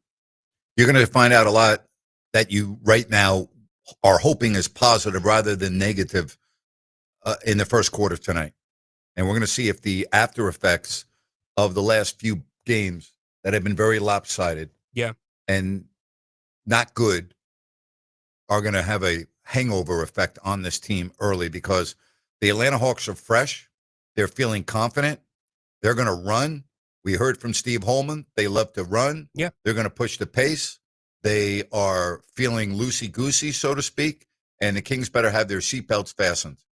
And over the last 7 games, they have the 5th best defensive rating in the NBA over that span. They're 10th overall, so they can play some defense. So the Kings are probably, this is a team, and I asked Matt about this last night, you're going to see some zone defense tonight from the Kings. This is a decent Sure, team absolutely. to zone up. And Right. if Sabonis is having any issues, I am confident with the way that Drew Eubanks is playing that he matches up well with this team. I think he can play some extended minutes. Yeah, but you're going to really miss Sabonis' scoring. Yeah, no doubt. No doubt. Without Levine. That's my biggest problem. I agree with you about Eubanks. I've been very surprised, pleasantly so, by Eubanks. I think he's been a good pickup. I think he's played well for Sacramento. Probably the most athletic backup center the Kings have had. Yeah. Would you say? Yeah. You listen, he's been better than I thought. I wasn't expecting much from Drew Eubanks. So I like him. I think he is not, I don't like him as a starter, but you may not have a choice, but I like him coming off the bench. I think he's been very good for Doug Christie. So one guy, Grant, that has hurt the Kings many times in the past, Porzingis. Who are you putting on him tonight? Well, I have to find out who's playing and who's not, but that's a really good question. I want to see who's starting for Sacramento. Should I assume that Precious Achiuwa is going to start on the front line? I think it's a safe assumption, yeah. Okay, well, that's who's probably going to be on Porzingis. Who else are you going to put on him? Thinking Sabonis, possibly. It's going to be Precious. Yeah, Precious will be the guy that's on him right off the bat. I mean, Grant, they were switching Sabonis and Precious between Gordon and Jokic last night. So maybe a mixture of the two, assuming Sabonis gives it a go. Yeah, this team, the Atlanta Hawks, again, they have a lot of confidence right now. And you need to try to take away that confidence early. And Quinn Snyder's a really good coach. I mean, I would say that they're very well coached. This is an Atlanta team that I hope we're not on the postgame show talking about a dud with 3 games and 4 nights. There's a lot of air out of the Sacramento balloon right now. That's how I perceive the team. I think there's a lot of air that's been out of the balloon.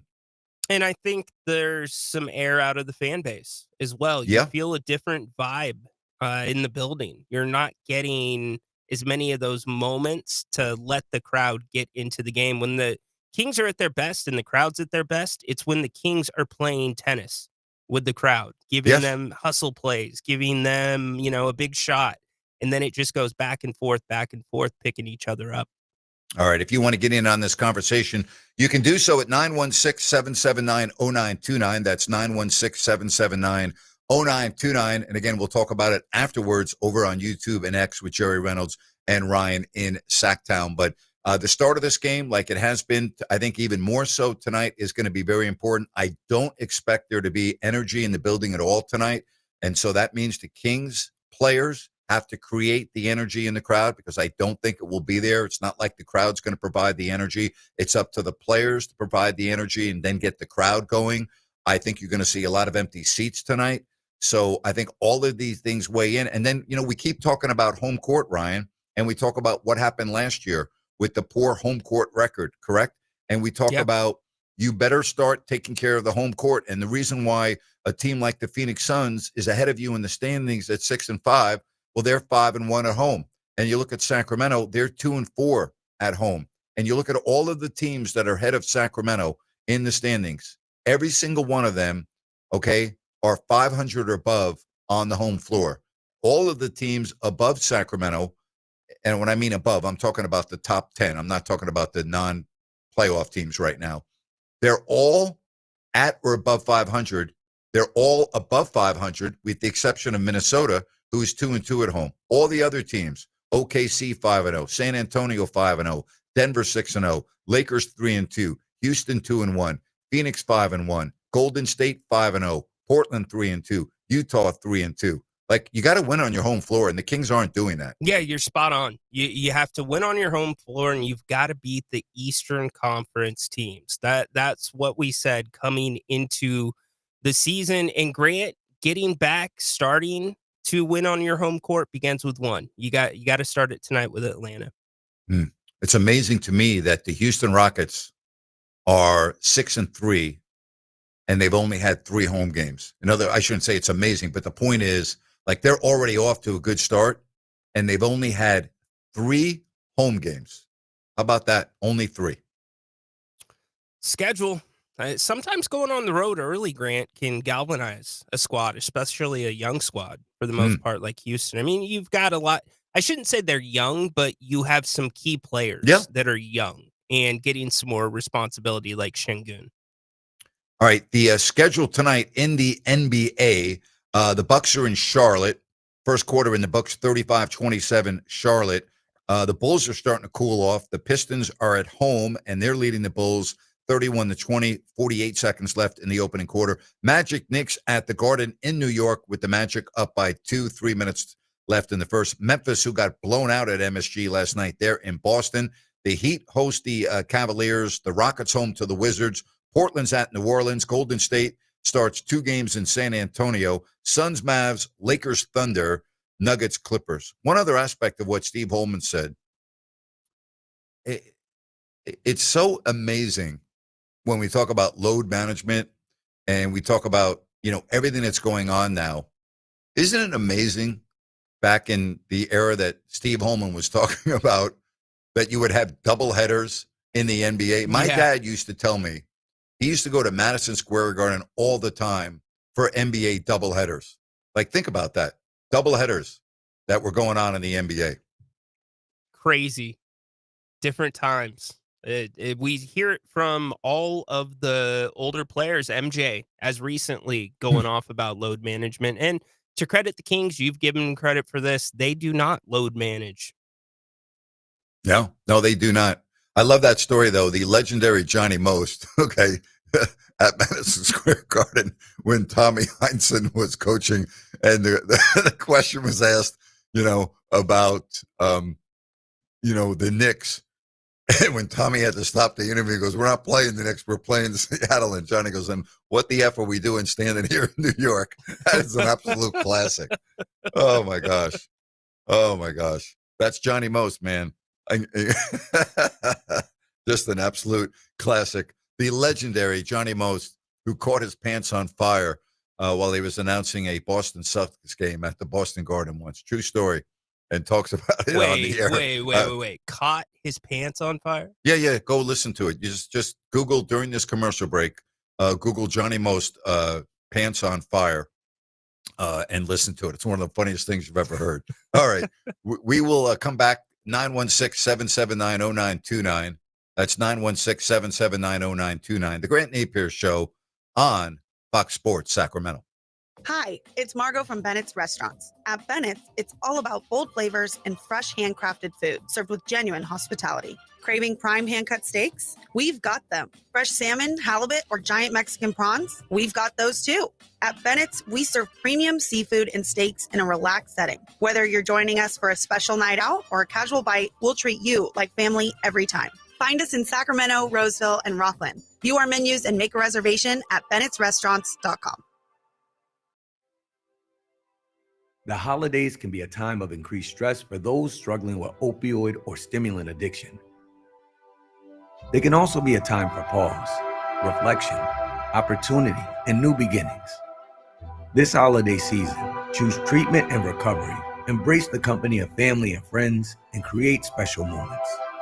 Find a proven opioid or stimulant addiction treatment provider near you at choosechangeca.org. At Downtown Ford Sacramento, we're proud of our long heritage. We've consistently provided Ford cars and trucks to families and businesses in this region for over 100 years. If we think about it, practically every kid who grew up in this town at one time or another rode around in a Ford that we sold to their family. We've served multiple generations of local farmers and ranchers who got their rugged Ford trucks from us. We've also provided many of the emergency vehicles that you see out doing the people's work every day on the streets. All of us at Downtown Ford, from our top-notch service department who keep your Ford running like new, to our dedicated finance team and the guys and gals in our showroom, we thank you for generations of love and loyalty to us. And for that love, we say right back at you. We're doing Fords just like we always have. Come see us any day of the week or visit us online at downtownfordsacramento.com. For nearly all of us, our home is our biggest investment. And just as important as what it looks like on the outside is what is happening on the inside. How long has it been since you had your home's electrical integrity checked? Whether your home is 10 or more years old or even a newer build, the safe rule of thumb is to get the electrical inspected at least every 5 years. At Gabroods, electrical work is all we do. We're the area's recognized experts. Panel replacements, whole house fans, generators, solar, and more. But home inspections are what we do most often. Whether you have a difficult electrical situation or it's just time to ensure your home and family are safe, call locally owned Gabroods for our thorough 12-point expert inspection. Gabroods, serving our Northern California neighbors for more than 30 years. Gabroods, G-U-B-R-U-D-S. Call the good dudes at Gabroods, G-U-B-R-U-D-S, Gabroods.com.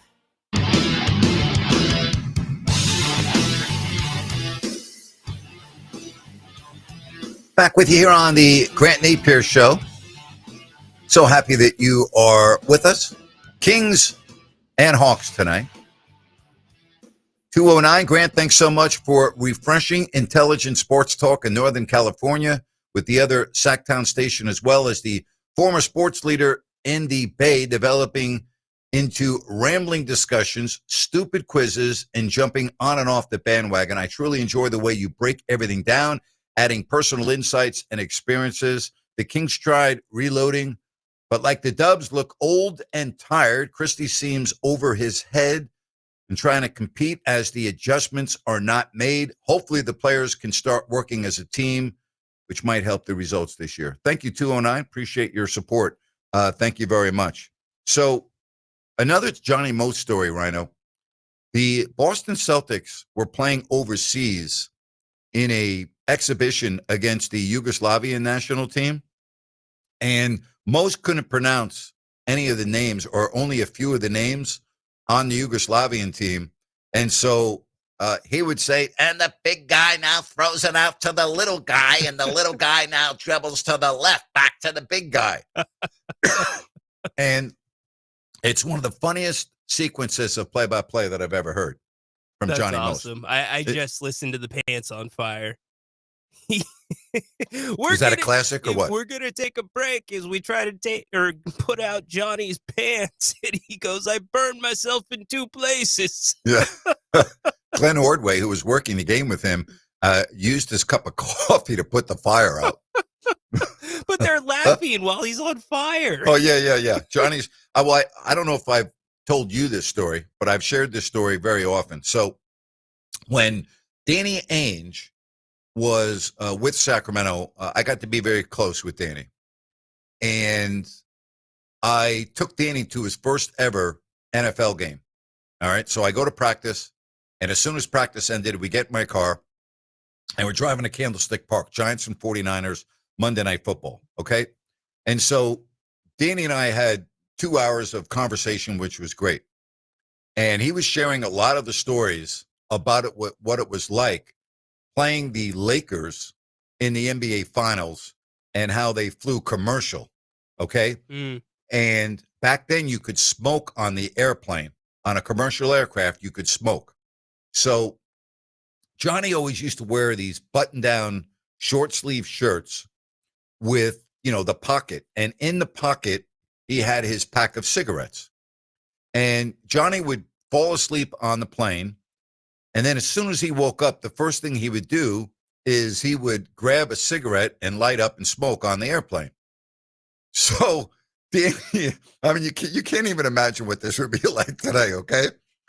Danny, when Johnny Most fell asleep, was able to very gently take the pack of cigarettes out of his pocket and replace them with the cigarettes that blow up when you light them. No. Okay. So he's able to put the pack of cigarettes back in the pocket of Most, and he wakes up and he's starting to, move around.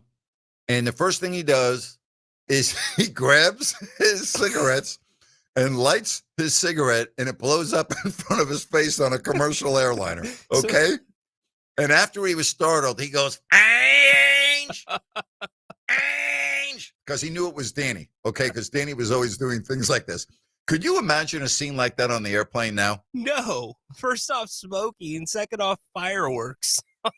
Yeah, and when you used to board a plane, there were only certain sections that were smoking, but you're in a tube. Yeah. And back then, the air didn't circulate on the aircraft the way it does now, where, every 15 minutes, air from the outside is recirculated in the inside the cabin. Like the flying now is completely different the way it used to be, just with the pressurization and the air quality inside the plane. So with smoking, it didn't matter whether you were in a smoking row or not. The plane had blue haze in it. But can you just imagine that scene on the Boston Celtics flying to LA? How did that go? Ainge. Classic, huh? Yeah, can you give me the Ainge one more time? Ainge. Ainge. Yeah, I don't want to ruin my voice for the rest of the show. One of the saddest memories I have of Johnny Most. Johnny had real serious health issues at the end of his life. I believe he had both of his feet and or legs amputated. And the last time that I saw Johnny Most before he passed, before he stopped announcing, but really towards the end of his life, we were at Arco Arena in the media room, and it was pretty crowded when I went in to get my food, and I sat down at a table, and literally like 45 seconds later, Johnny Most came and sat right across from me. And I'm talking to Johnny. And I say this in all due respect, and I'm trying to paint the picture here. I'm not trying to be sarcastic. I'm not trying to be funny. I'm not trying to be mean. I'm not trying to be condescending, okay? Johnny looks so bad, right? His face looks so bad with the discolored bags under his eyes. You could tell he was having a lot of health issues. Yeah. Like he was so, again, I couldn't even eat my food. And I'm not exaggerating. I really had trouble eating my food because I'm looking at Johnny and he looked so bad that it took my appetite away. And I felt so bad for him in that moment because I knew he wasn't going to live much longer. And he was such an institution to the Boston and New England sports fans. Like Johnny Most was the Boston Celtics, just like Chick Hearn was the LA Lakers, and Bill King, who we got so many years of great enjoyment in Northern California with all three teams. Like Johnny Most was the Boston Celtics. The Havlicek stole the ball, Havlicek stole the ball, Havlicek stole the ball. Like some of the most famous calls in the history of Boston sports were with Johnny Most behind the microphone. He was an institution. He was a legend. And I'm so happy that Steve Holman shared what that was like being around him. But we'll never have another Johnny Most. Filled his coffee cup and brought his cigarettes. Yeah. Can you imagine, that scene on the airplane? No. I literally cannot. Can you imagine being on that airplane? No. With that team with and the that Boston happening? Celtics? No. Yeah. I heard so many stories like that from Danny Ainge, not just about, he used to tell me stories about Bill Walton, and then I got to know Bill very well and worked with Bill.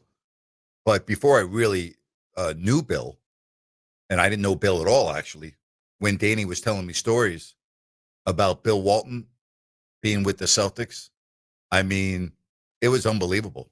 Like, and I would be in tears. I would be in absolute tears. So Kevin McHale told a story at the NBA broadcast meetings where we were literally, all of us, crying. So Bill had a real stuttering problem.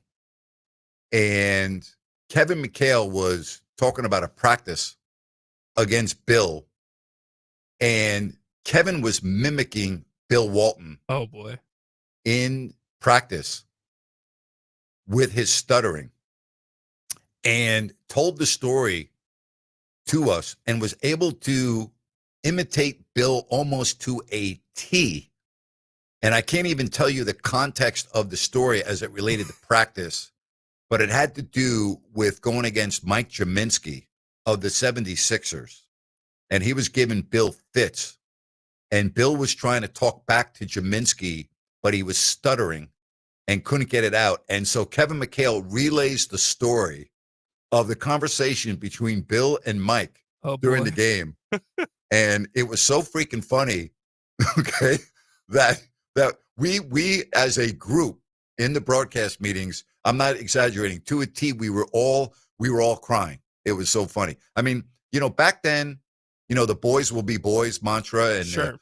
Before all the political correctness nonsense and all the crap that we have to deal with today, like those were the good old boys just having a good old time, right? And people didn't get their feelings hurt, and they didn't go cry and run the, HR and all of this stuff. It was a different era. You know what I mean? Like, if you were on a team, anything goes, and you were going to be made fun of, and you were going to make fun of somebody else, and nobody got their feelings hurt, nobody got oversensitive.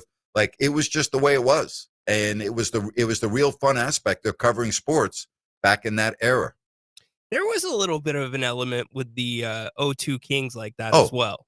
At 100%. Yeah. And then when Jay Will was here before that, I mean, it was like a traveling fun comedy show with Jay Will. I mean, there was never, with Vlade Divac and Jay Will, the stories that I could share with you on the airplane and on the bus with Jay Will and Vlade, you could make a motion movie picture out of that. That's right? awesome. And it would be the most watched sports movie of all time if you could duplicate what I witnessed with that team. And before Jay Will was traded, and even Mike Bibby was very funny and a very dry sense of, he has a very dry sense of humor. Yes. And it is more quiet than anything. But boy, when he speaks, he can be so funny. He can have you in stitches. But that team, traveling with that team, Scott Pollard, oh my goodness gracious. Like, wow. Mike shared a story with me about Vlade that I'm not going to share on the air, but it was classic. It was classic. I bet that was great to live. Never out, a dull be moment. part of. We were playing the Lakers on Christmas Day in LA, right? And the Maloofs had a tailor, and the Maloofs were able to get suits for a holiday present, for a Christmas present for the players and the workers at the arena. Anyway, long story short, Scott used to like to dress up a lot for the games and would very often wear a suit. Okay. And so Scott gets on the bus, and we're driving to the Staples Center, and Scott stands up on the bus and goes, "Hey, look at me in my beautiful new shirt from the Maloof's tailor." And again, everyone had gotten custom clothes. And he's like, "Check out this shirt." And he stands up and he takes his jacket off, and it is a white shirt with blue sleeves. They made a mistake when they made the shirt, and Scott didn't bother to look at the shirt that was in a package when he took it to LA, and it's the only shirt that he had. And he goes, "Look at this shirt. Look at my beautiful white shirt with blue sleeves and the great job that the Maloof's tailor made for me. Like, what on earth are they thinking about?" And it looked so bad. We were like, we thought it was a joke at first, because no. He goes, no, it's not a joke. They did this. Some person put this shirt together thinking that an individual would actually wear a dress shirt that is white with all sleeves being blue. That's totally in right now in the NBA. I Wow. can see somebody walking into the arena wearing a shirt like that. That is great. We were all just, we were in stitches. We were just like, wow. I mean, there was never a dull moment on the bus. I mean, never. Whether it was, asking a rookie if you could shave his head, if we raise enough money, can we shave your head? And I think it was Jerome James, if I'm not mistaken, with his afro. And they said, "Here's the deal, though. You can't do anything to your hair until we get back to Sacramento." And there was like, another game on the road trip. And he said, "Now you can't do anything until you get back home." And they they raised it was almost $15,000 in cash, and he's like, "Yeah, okay, Wow. do what you want to me." And we're on a bumpy bus, and they take the electric razor out, and They they're did it literally on the shaving his head. bus. But they gave him a jaggedy edge, like 4-way mohawk, right? Yeah. So I mean, it looked like he got his hair caught in a fan.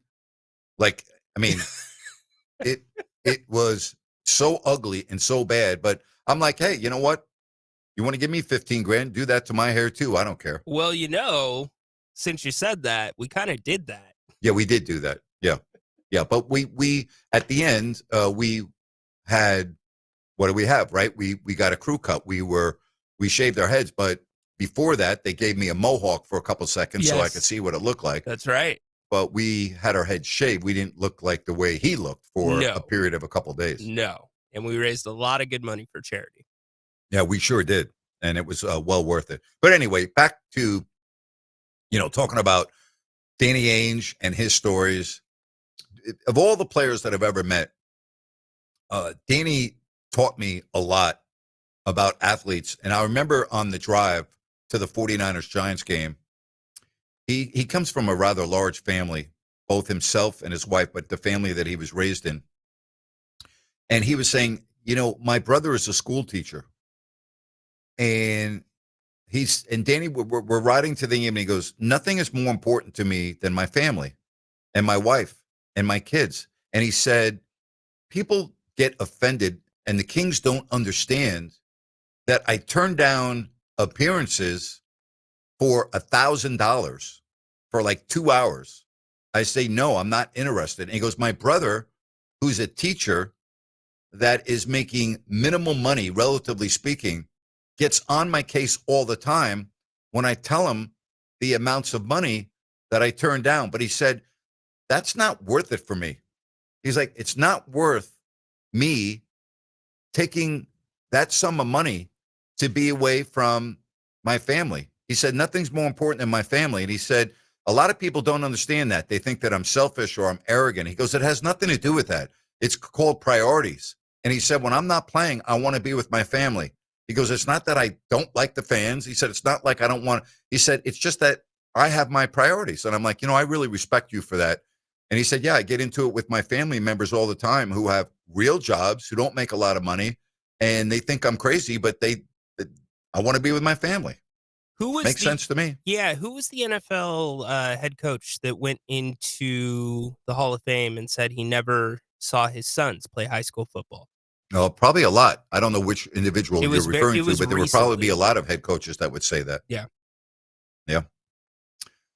Don't forget, Grant's Rant is coming up in a moment. Speaking of being politically correct or not being politically correct in the times that we're living in, that will be the focal point of my rant. Then we're going to get to some more phone calls at 916-779-0929. I don't have time to take Dave in Elk Grove yet, right?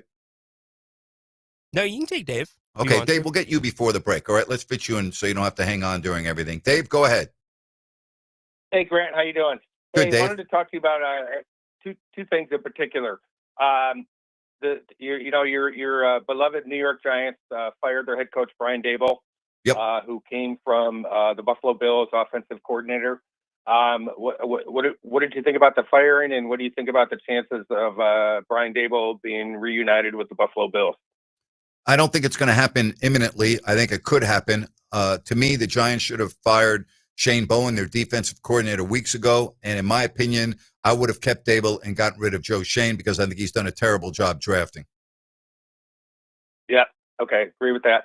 The second thing I want to talk to you about, Grant, was I called you a few weeks ago after the San Jose Sharks started off with a disastrous 1 win in their first 7-game start, but they're on a 4-game winning streak. They're 2 games above 500.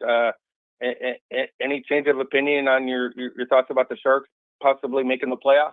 No, there's no difference of opinion. They're not going to make the playoffs. They're just not. And I'm looking at, first of all, I don't see them being a wild card, and they're not in the top 3 in the Pacific, although they're right on the heels of Seattle. I would say this. I've been very impressed with how the Sharks have been playing. I really have. And now they're a point ahead of Vegas. Yep. Okay. So, but do I think they're going to be in the playoffs? No, I don't when I look at the grind of the season and their youth. But listen, if I'm a Sharks fan, I've got tremendous hope right now based on what they've done. Well, I agree. I mean, I'm like I said, it's early in the season. They haven't, there's not a big buck of to go on, but happy to see him winning a few games and getting out of the cellar in the Pacific Division. Great. So great. All right, Grant. Thank you, for Dave. listening to me. Appreciate it, buddy. All right, take care. All right, you too. Don't forget Grant's Rant coming up next right here on Fox Sports Sacramento. Fox Sports traffic, I-5 northbound at Richards Boulevard in South Sacramento. You're going to find officials on the scene of the crash there. Give yourself a couple of extra minutes to work your way through there. Heavy delays on US 50 in between Watt Avenue out to the I-5 interchange. About a 30-minute drive time through there. And then Cap City Freeway in between Marconi Avenue and Exposition Boulevard. Also starting to see some heavy rush hour delays as well. With twice-an-hour traffic, I'm Andy Bass for Fox Sports Sacramento. Tired of the same old routine? Need a place where the beer flows and the good times roll? Then head to Fieldhouse American Sports Pub, 1833 Fulton Avenue. Family owned and operated, so you know you'll feel right at home. Catch all your favorite games on 18 big screens while enjoying amazing food. And with 28 beers on tap, you're sure to find something you love. And don't miss everyday happy hour from 3 to 7 and again from 10 till close. Looking for more than just the game? Trivia Tuesday starts at 7 p.m. And there's Mario Kart and bingo nights for even more fun, too. There's always a blast happening at Fieldhouse. Whether you're looking for a place to watch the game, grab a bite with the family, or just unwind with friends, Fieldhouse is the place to be. Fieldhouse American Sports Pub, 1833 Fulton Avenue. Bring it to the house.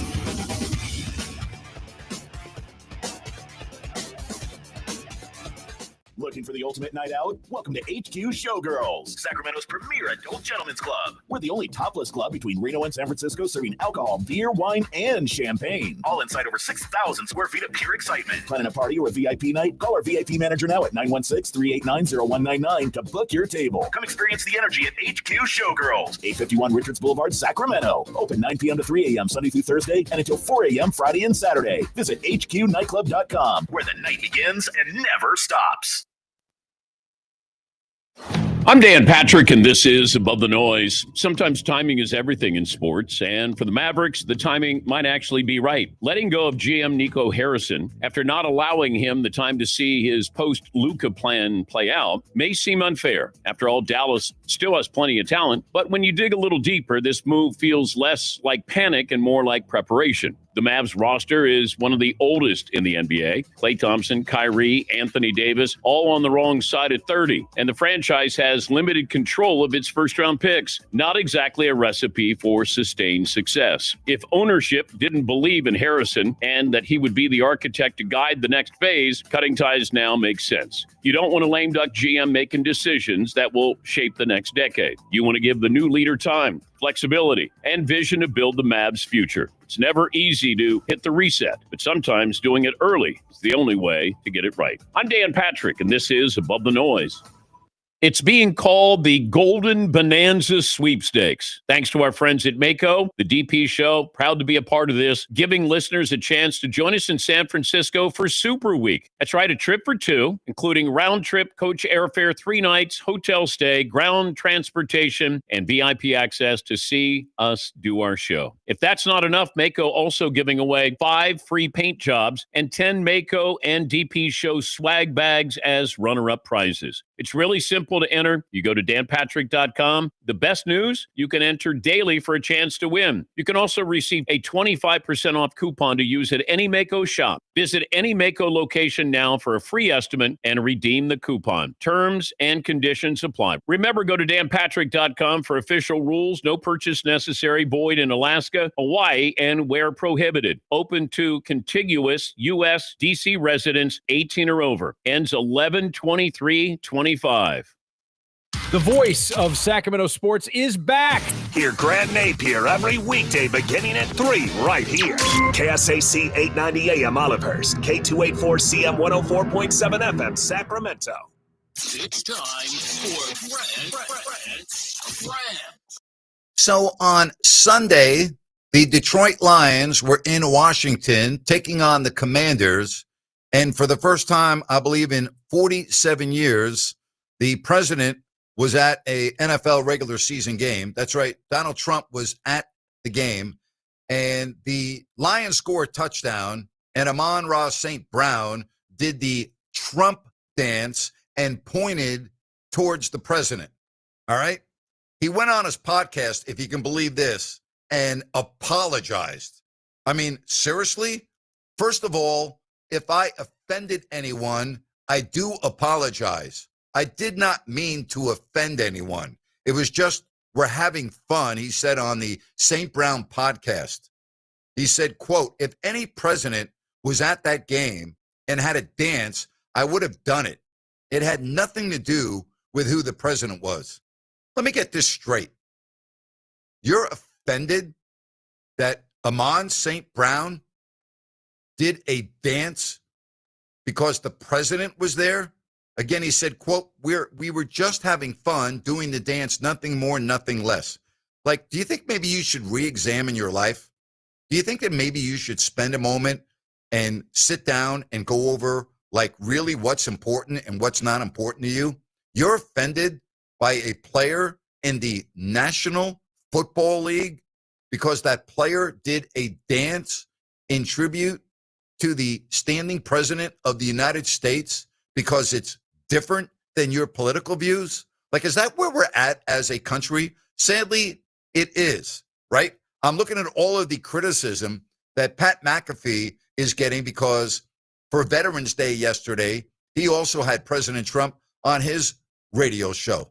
Like, why is that an issue, right? Like, who cares? I'm going to tell you right now, when I was doing radio, if, President Obama wanted to come on my radio show, I would say, hell yeah. If I got a call right now from the White House folks saying, hey, President Trump wants to come on your radio show, I'm like, hell yeah, put him on. I wouldn't care whether Democrat, Republican. I mean, why are people so sensitive about this stuff? Seriously. Now, all of a sudden, you're not a Lions fan? If you're a Democrat, now you're not going to root for St. Brown if you are on the left because he did a dance in tribute to the president and pointed at him at the game? Have you really become that shallow of a human being where you're offended by something as simple as a dance? How about getting offended about things that matter, right? How about like paying attention to things that really matter, like things that affect life and death, things that affect like what's going on in the real freaking world other than a player doing a dance on a football field after a touchdown? Again, get a freaking life. Would you please re-examine your values? Re-examine like your life. Look in the mirror. Seriously. Unbelievable to me. And that's my rant for today. 916-779-0929. That's 916-779-0929. Kings and Hawks tonight. Tip-off coming your way at 7 o'clock. And then we will be on right after the game on YouTube and X. We will be doing the post-game show. Jerry Reynolds, Ryan at Sacktown, myself will be breaking it down. The last chance for the Kings to get another win. They beat the Warriors, and the last 3 games have not been pretty, although I was okay with the way the Kings played last night. I thought it was better, and they'll have to do that tonight against an Atlanta team that's coming in playing pretty well. They are 6-5. They have had a night off after beating L.A. on the road the other night in Los Angeles. They're young. They run. They're together. And they're feeling pretty good about themselves with a record of 6-5. And they've won 2 in a row. They're not like great, but we've seen a lot of teams come into Sacramento that aren't great or aren't this or aren't that. Some of the worst teams in the league and beat Sacramento. Again, I expect a team that's going to be a little fatigued tonight, 3 games in 4 nights. Still waiting on the update as it relates to Domantas Sabonis and Malik Monk. We already know that Zach LaVine is out. Ryan, I wanted to talk more about LaVine. He has not been right on this homestand. No, he has not. I think just that lower back, it feels good and then it feels bad, as some back injuries do, because on Saturday he stayed an hour after practice and he looked great, shooting, feeling good. We even asked him about it, but certainly the game's different than practice, Yeah, and absolutely. you've had many games in a short span of time as well, 3 and 4 Yeah, nights. very true. Very true. So again, Zach LaVine. All right, here's an update. Sabonis is available. Malik Monk is out. So the latest update is Sabonis is available. Monk is out. Okay, let me ask you this. If you could only have one, which one would you have wanted for this game specifically? For this game specifically, I would want Monk because I think the matchups, I think you are going to really miss his scoring. Me too. I'm with you. And the pace as well.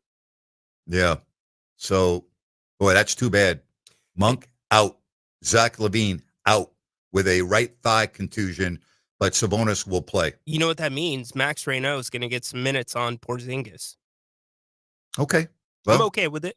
I am too. I'm okay with all the young players playing because I understand that this season's going to be a disaster, and it will be less of a disaster if the young players get a lot of time and develop. Then it will be less of a disaster. Actually, I won't even call it a disaster if we get to April and I'm feeling really good about Max Reynaud and Nick Clifford. Yeah. Yeah, I agree with you. I think that's what our litmus was, our baseline. We wanted to know that we had at least one piece that's going to be a future out of those two, because I think both of us and others have agreed Max is going to take a little bit more time than Neek. I don't think there's any doubt about that. I think also from we know from a physical perspective and the position he plays, that is just going to take some time. So again, the update is Sabonis will play, so he'll start, but you lose a lot of 3-point shooting now. That's another aspect of this team that has not been good. So you need Dennis Schroeder tonight. You need Westbrook. You need Ellis. You need these guys to hit their threes tonight. Need Clifford. This is going to be something to keep an eye on. See, Grant, that's the thing. It's not the percentage from beyond the arc that's the problem. It's the attempts. Yep. They're not nearly getting enough up. And I was watching for it last night, and there's times where there's an open look and they're passing it up to either go to the mid-range or try to create for somebody else. They've got to shoot those shots. If you're wide open, take the 3-ball. Well, next man up. All right, as the Kings are definitely big time shorthanded, and let's hope that Sabonis is able to play through this with the left rib cage contusion. We're still waiting on Murray. I would hope that he would return at some point during the upcoming road trip, but without Zach LaVine and without Malik Monk, that's a lot of scoring out of the Sacramento lineup tonight. Would it be better just to have held Sabonis out? I don't know if a rib gets better by not playing over 48 hours. I don't know if it makes a difference. But I'm just saying from the start when the injury happened, I know he was held out for a couple of games. Why not, after that first game that he was still grimacing, it was tough to get through, hold him out to get that rib right?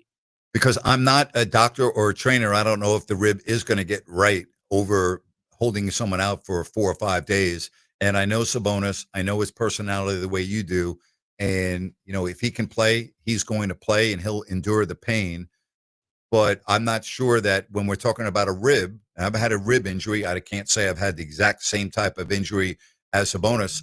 My rib bothered me for years, not just like a couple of days. And I mean that. I'm not exaggerating. Yeah. So it's a lot of times ribs aren't anything that if you take off 4 or 5 days, it's going to feel a lot better. I've had a fractured rib before on a couple of occasions, and two things that I would point out, again, not a doctor, is sometimes the fractures, because of the inflammation, do not show up until 3, 4, 5 days later. And the second is the most simple things, a cough.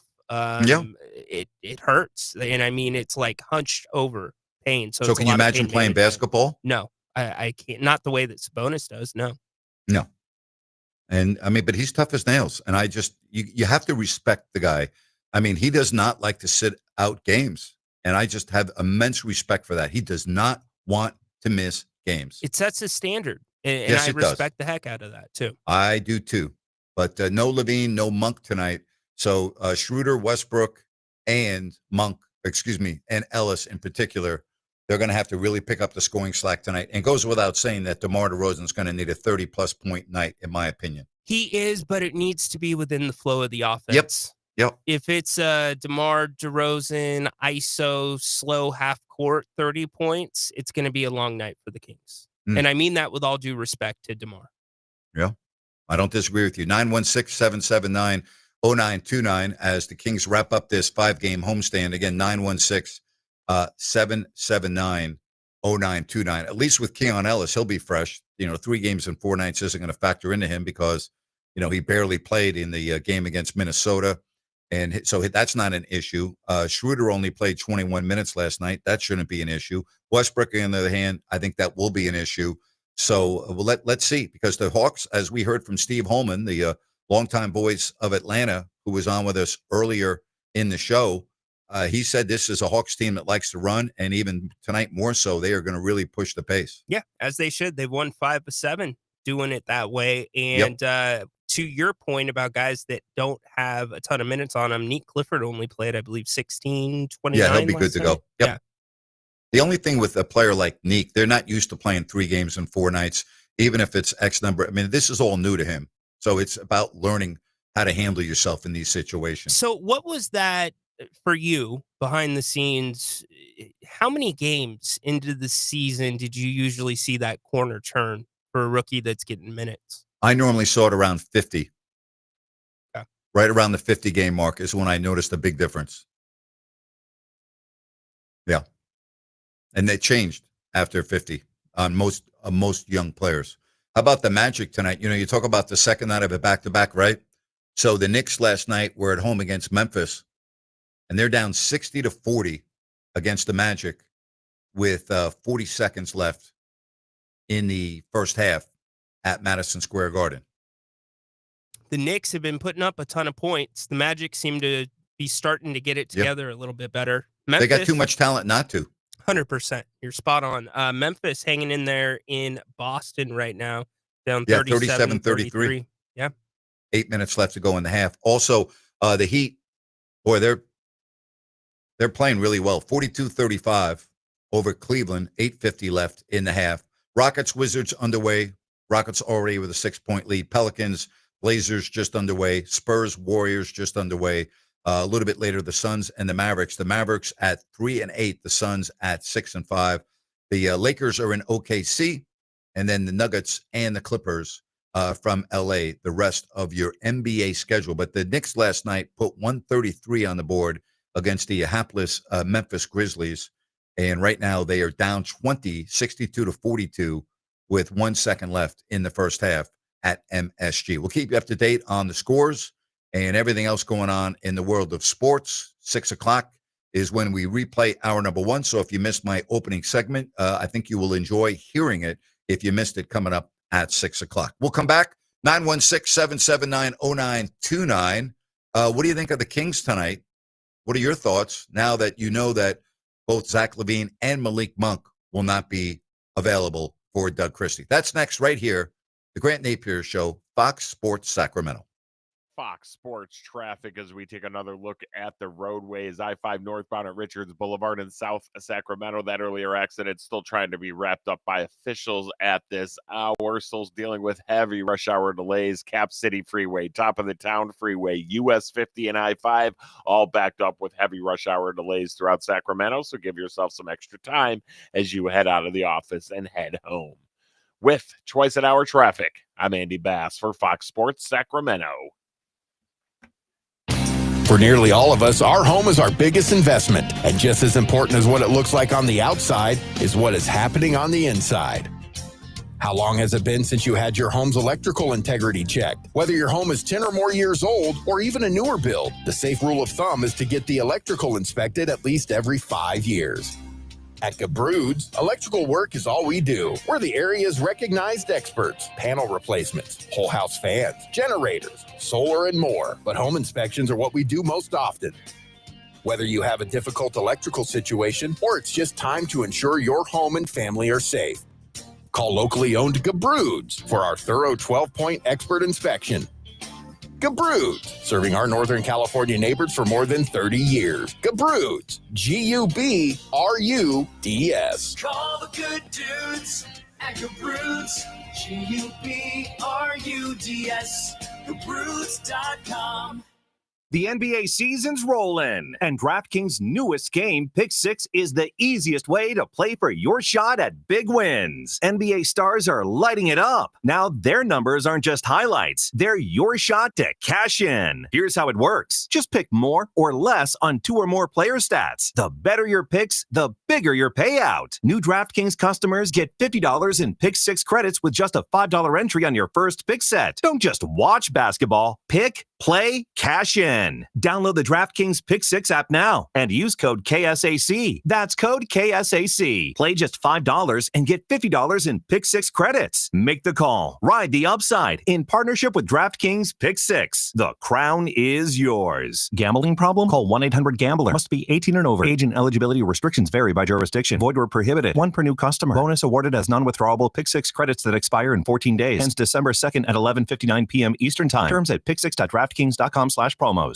Hi, I'm Ryan Blaney, a third-generation race car driver, and I dedicate a lot of my time going fast. But when my grandpa was diagnosed with Alzheimer's, it was a very unexpected bump in the road for us. It's important to notice if older family members are acting differently or having trouble with routine tasks. Early detection of Alzheimer's can give your family time to explore support services and access available treatments. If you or your family are noticing changes, it could be Alzheimer's. Talk about seeing a doctor together. Visit alz.org/time to talk. A message from the Alzheimer's Association and the Ad Council.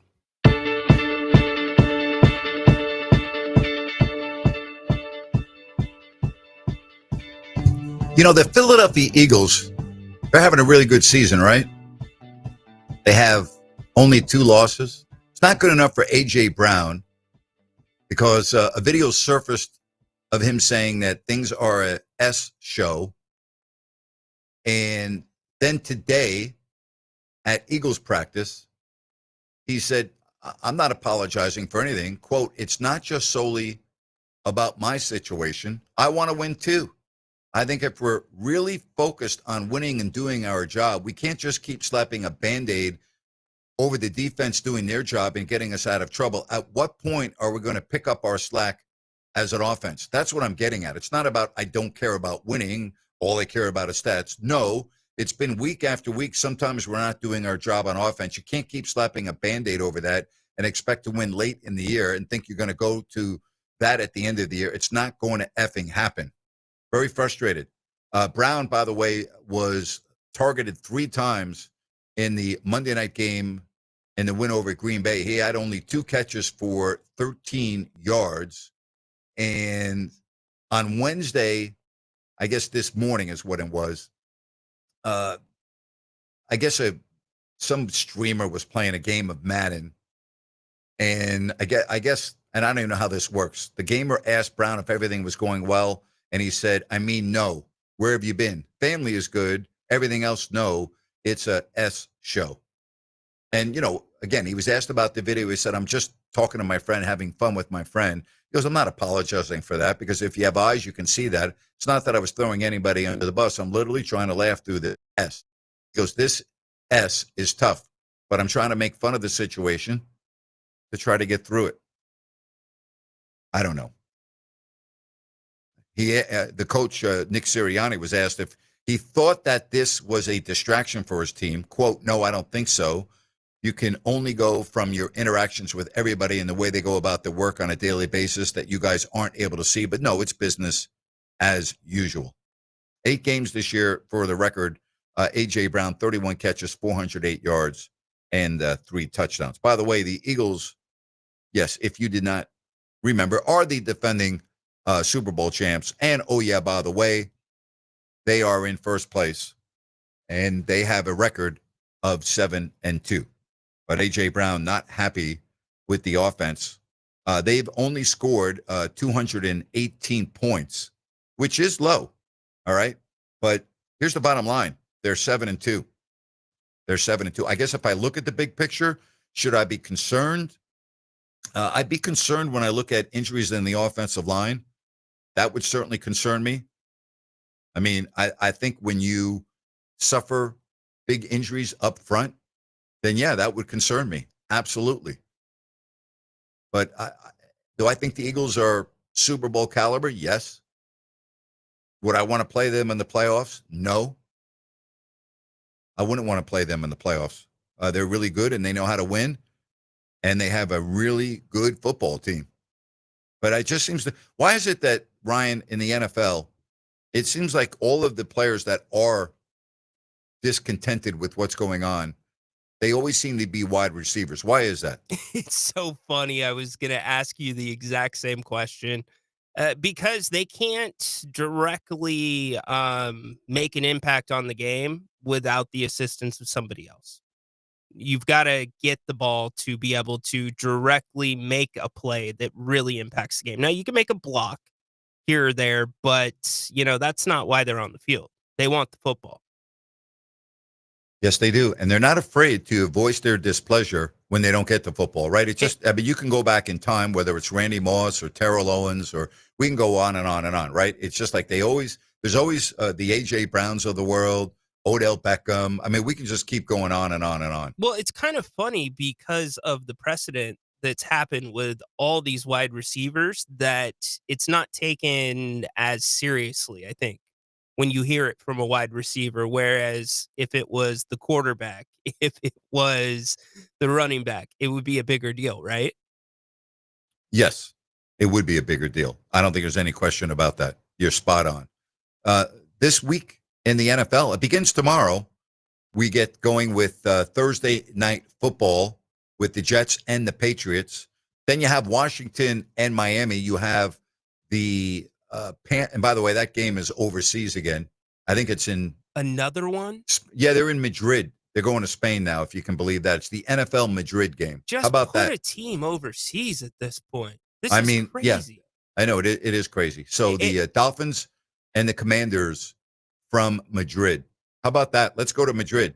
Let's have a bullfight first. Then let's go to the game. Yeah, right. You and I have talked about this on the air. I encourage any of you to go look on YouTube and watch the 20, 25-minute videos that some teams have put out. I watched the Chargers one on what it takes for a team to play overseas in terms of preparation. It's amazing. It's absolutely unbelievable. That's a distraction. Yeah, no, it's incredible. Falcons host the Panthers. Bills are home to the Bucks. I think that's going to be a good game. Two teams that are 6-3, Rhino. I'm going to watch that game. Bucks Bills. What do you think of that one? The Bills have to have it. You said they're at home, right? They are at home. They've got to win their home games. They cannot lose another home game. This is, I believe, their fourth last home game. Yeah, in the playoffs if they get there. Yeah, so you got to beat the Bucks. You cannot let Baker steal one from you in the fourth. 6-3 against 6-3. The Texans are in Tennessee to take on the Titans. The Bears are rolling. They're 6-3. They're at Minnesota 4-5. Packers and the interim coach in New York take on the Giants. So Packers and Giants. Looks like Jameis Winston has been elevated above Russell Wilson on the depth chart. And Jackson Dart did not practice today. He's still in concussion protocol. Pick six may get the start, Rhino. Pick six may get the start against the Green Bay Packers. You've been asking for it, or you were before. Yeah, well, at least I know Giants are going to, at least I know there will be touchdowns scored either from the Giants offense completing to a player wearing a blue uniform, or the Packers will pick off Jameis and score themselves on a pick six. So at least I know touchdowns will be scored. So that is very enticing to me. There you go. I got to say or share this with you. We were sitting around waiting for practice availability, and the conversation began about Russell Wilson. And some of the media members are of the belief he's played his way out of the Hall of Fame. What do you think about that? I don't know how you can play your way out of the Hall of Fame. Like, what you've done just doesn't like disappear. I mean, like, do you make believe it didn't happen? What happened in Seattle, like that doesn't count? Like that doesn't matter? I mean, I've never understood that. Like, what do you just forget about everything that he accomplished in Seattle because it didn't work out in Pittsburgh and New York? That doesn't make sense to me. And I wasn't on that side of the argument, but I understood their line of reasoning, just that was so long ago, and the progression from then has not been mediocre. It's just been downhill. Well, I don't think he's a Hall of Fame quarterback anyway. That I'll start the argument, but let's just say he is borderline, which I think would be fair. Then it probably doesn't help him. But I just can't make believe that the success that he had in Seattle didn't happen. It happened. I watched it. It's part of his legacy. Yeah, it was a different Russell Wilson back then. Chris Landry, go listen to him a couple of weeks ago on Russell Wilson. Maybe one of the top 5 hottest takes on this show today. Yeah, absolutely. I'm going to have Chris Landry on tomorrow, and we'll revisit that. All right, Vikings at home to the Bears. As we said Giants, Packers. Bengals are in Pittsburgh to take on the Steelers. The Jaguars host the Chargers. Rams are home to the Seahawks. 49ers are in Arizona. The Ravens and Browns from Cleveland. Chiefs, Broncos. Big game for the Chiefs. If they lose, they're in deep trouble. Broncos at 8-2 down. They have not lost at home yet. Then you have the Lions and the Eagles on Sunday night. And your Monday night game, kind of a dud, huh? Cowboys, Raiders. Not a dud with the fan bases. 2 historic franchises. But Cowboys 3-5-1. Raiders at 2-7. The Raiders look lost, don't they? Very much so. I mean, they look lost. They look terrible. Geno just looks so beat up. The offensive line is so bad. Yeah, in Vegas. You don't have Colton Miller. And it wasn't great before, but Geno was playing on one leg last week. All right. And the Niners now, they're going to have to get on a little bit of a run here. I think the division's probably, you can say goodbye to that. I think there are a lot of games left, yes. But I think realistically speaking, you look at where they're at right now. I mean, you have to say Seattle's a better team. The Rams are a better team. One of those teams is going to be 7-3 and the other is going to be 8-2. So you have to win this game if you're San Francisco. And again, your wild card's right there. And, just get into the show. It's not that big of a deal anymore, whether you win the division or whether you're a wild card. It really isn't that big of a deal. The Niners can play well on the road. It's not a big deal. Just get into the playoffs. And if you're healthy, the Niners still could be fairly formidable. Now, we know they're not going to be healthy with Bosa and Warner, but, offensively, if they're clicking, they're going to be a formidable opponent. Is Brock Purdy back this week? Yeah, they think he's going to be back. Okay. He's been practicing, and they think that he is progressing well. He's officially listed as questionable. The term for today was an aggressive participant. It's officially limited, but Shanahan used the word aggressive participant, whatever the heck that means. Aggressive participant. Yeah, so that would tell me he's going to start against Arizona. By the way, Ricky Pearsall is questionable as well, but he was back at practice today, so that is good news. Definitely, if you are a Niner fan. Yeah, you need all the help you can get against an Arizona team, to me, that they don't ever seem to get it right in Arizona. And when I mean ever, I'm talking about over in recent memory. They're just, I don't see any improvement there. Don't see any improvement there. Is it time for Kyler Murray to move on? Yeah, I think the experiment is done. Yeah. I thought before he got hurt, before I think it was, I'm trying to think, was it his top receiver on that team, but they were rolling, and Murray was in the MVP conversation. I want to say they were 9-2, and they were rolling. It was DeAndre Hopkins, and as soon as Hopkins got hurt, the Arizona Cardinals offense came to a screeching halt, and they were terrible the rest of the year. And since then, we have not seen the Kyler Murray that we saw that year. Hasn't been the same player. Nope, he is not. Very good point. He's on the IR now. And Brissett's doing what he can, but just not putting it together as much as they would like out in the desert. All right, the team that you root for, Seattle, the Rams, both 7-2. They are playing in L.A. I'm with you. The 12th man will be alive and well in SoFi. This is a really interesting matchup. Seahawks, again, they don't have any problem playing on the road. They haven't even lost on the road this year. They're 4-0. What do you think for the game on Sunday? I think, and you said it first, it's going to be a brawl. I don't think it will be high scoring. No. I think it's going to be first downs at a premium. And I actually kind of think it could mirror what you saw on Monday night between Green Bay and Philadelphia to a degree. The last time Sam Darnold was in LA, it did not go well. He did not play well as a member of the Vikings at SoFi against this defense. So keep that in mind. He is going to have to play error-free football because this is going to be a low-scoring game. Obviously, turnovers you're going to point to, but I'm going to give a slight edge to the Rams here. Really? I'm going to give a little bit of an edge to the Rams. Okay.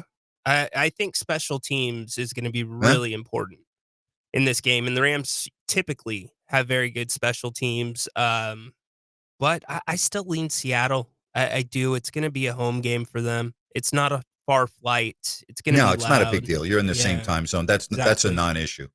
Yeah, I'm going to go. I lean Seattle. Yeah, okay. I'm a believer. Well, we'll have our picks on Friday. I didn't even ask you, how did you do on your picks on Friday? 2-2. How about you? I think I was 2-2 also. I have to look it up because I can't even remember what my picks were. But I do believe, I think it was 2-2. I think it was 2-2. I don't even remember. I'm losing my freaking mind. Let me go to the trusty. Well, I mean, Grant, we've had a long 48 hours too. Yeah. Yeah. Absolutely. We're doing work. But I think I was 2-2. I'm going through the notebook right now. All right. You do that. We'll take a break. We'll come back and we'll talk about this game tonight with the Kings and the Hawks. If you're on the way to the game, we'll run it down for you. And as I get to the break from the 916, am I surprised the Kings are underdogs tonight against Atlanta by 4.5? I didn't even notice that until right now. So, I mean, that's 4.5 point underdog. I don't know if that changed with the injuries or not. I don't know. Hey, with the NBA season tipping off, and so does DraftKings' newest fantasy game, DraftKings Pick 6 is the easiest way to play for big wins, with every possession giving you a shot at real money. Here's how to play. Very simple. Just pick more or less on 2 or more stats and unlock the upside every game brings. The better your picks, the bigger your payout. Pick 6 is available in your state. Plus, new DraftKings customers can get $50 in bonus picks with just a $5 entry on your first pick set. Don't just watch basketball, cash in. Download the DraftKings Pick 6 app now. Use code KSAC. That's code KSAC. Play just $5, get $50 in Pick 6 bonus picks. Make the call, ride the upside in partnership with DraftKings Pick 6. The crown is yours. Gambling problem, call 1-800-GAMBLER. Must be 18 plus. Age and eligibility restrictions vary by jurisdiction. Void where prohibited. 1 per new customer. Bonus awarded as non-withdrawable Pick 6 bonus picks that expire in 14 days. Limited time offer. See terms at pick6.draftkings.com/promos. We wrap up the show talking Kings and Hawks next here on Fox Sports Sacramento.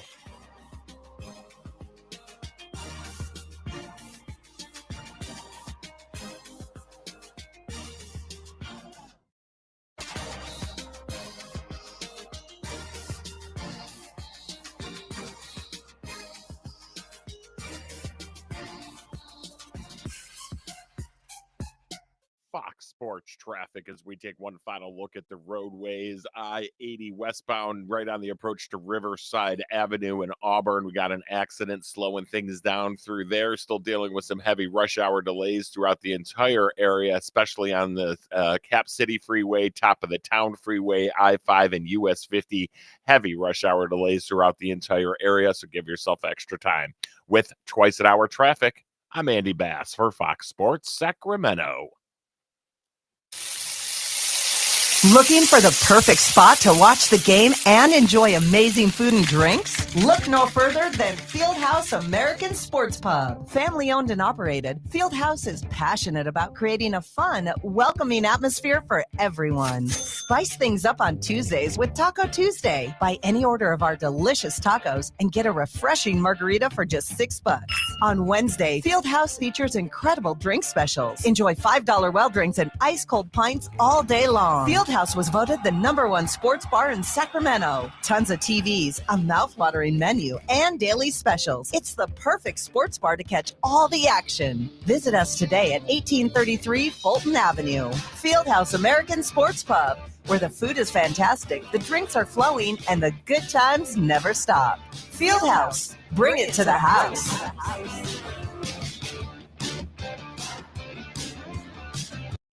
Hey, it's Grant Napear, and I want to talk to you about DAS Mechanical. You've heard me talk about the $69 winter furnace special tune-up going on right now. That's right, $69 through the end of November. Well, are you considering renovating and maybe retrofitting your home in 2026? How about planning ahead? Yeah, start thinking about it now. Nick Delancey, their owner, who I met 2 months ago, awesome. His family has years of retrofitting experience. His crews are specialists for residential and commercial properties. Make the contact now at dasmechanical.org and plan ahead. Get an expert estimate and get ready to roll with DAS Mechanical. dasmechanical.org. Be sure and check out their numerous 5-star reviews and many, many best of the best awards. dasmechanical.org. D as in dog, A, S as in Sam, mechanical.org. They are awesome. Book online now.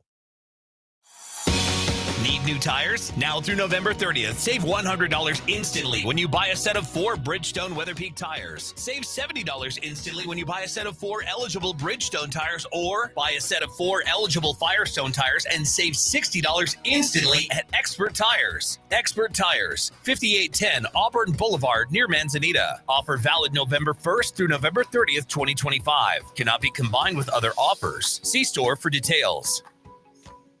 Wouldn't it be great if life came with a remote control?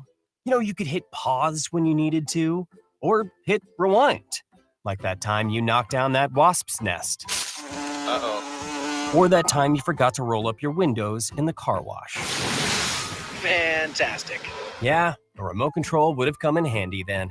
Well, life doesn't always give you time to change the outcome, but prediabetes does. With early diagnosis and a few healthy changes like managing your weight, getting active, stopping smoking, and eating healthier, you can stop prediabetes before it leads to type 2 diabetes. It's easy to learn your risk. Take the 1-minute test today at doihaveprediabetes.org. Life doesn't come with a remote control. Yikes! So you're on your own with the wasps. You have the power to take control of prediabetes. Visit doihaveprediabetes.org today. That's doihaveprediabetes.org. Brought to you by the Ad Council and its prediabetes awareness partners.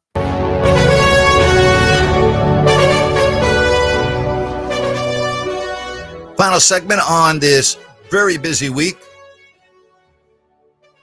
That update from Boston. Talking about a team that's crashing and burning right before your eyes. The Memphis Grizzlies, who last night were embarrassed at Madison Square Garden in the first half, came back a little bit in the second half, but they were so far behind. They are down at the break in Boston, 67-46. They are in trouble, and I just don't see how their coach is going to make it to Thanksgiving. I just don't see it. I don't see it. And I'm looking at the box score, and I'm seeing no Ja Morant. So I wasn't even aware that he was not playing. Let me look at the injury report, Rhino, because I was not aware that Morant, who played a full game last night for the Memphis Grizzlies when they lost in New York, was out of the lineup. So I'm going to go and look at their injury report to get it updated. Let's see what it says about Ja Morant. Ankle and not playing tonight. I wonder if it's ankle or it's his feelings.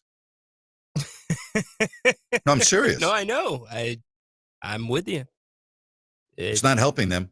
They're down 67-46. Wow, what a mess. Good game at half. High scoring game. Miami 69, Cleveland 66. The Hornets are leading the Bucks. Bucks are a tough team to figure out, Rhino. They're down 79-68. Yeah. I know you weren't high on them when we did our season forecast. You didn't have them up very high.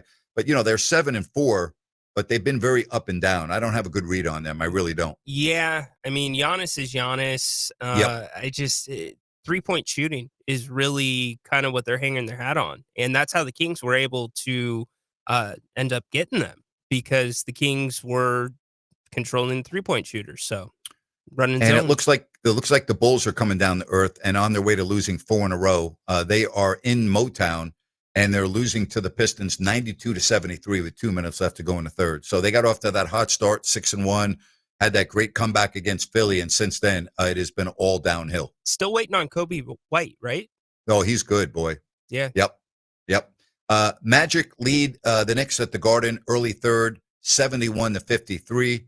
Elsewhere in the NBA, the Rockets at the end of one put 40 on the board. They lead the horrible Wizards 40-29.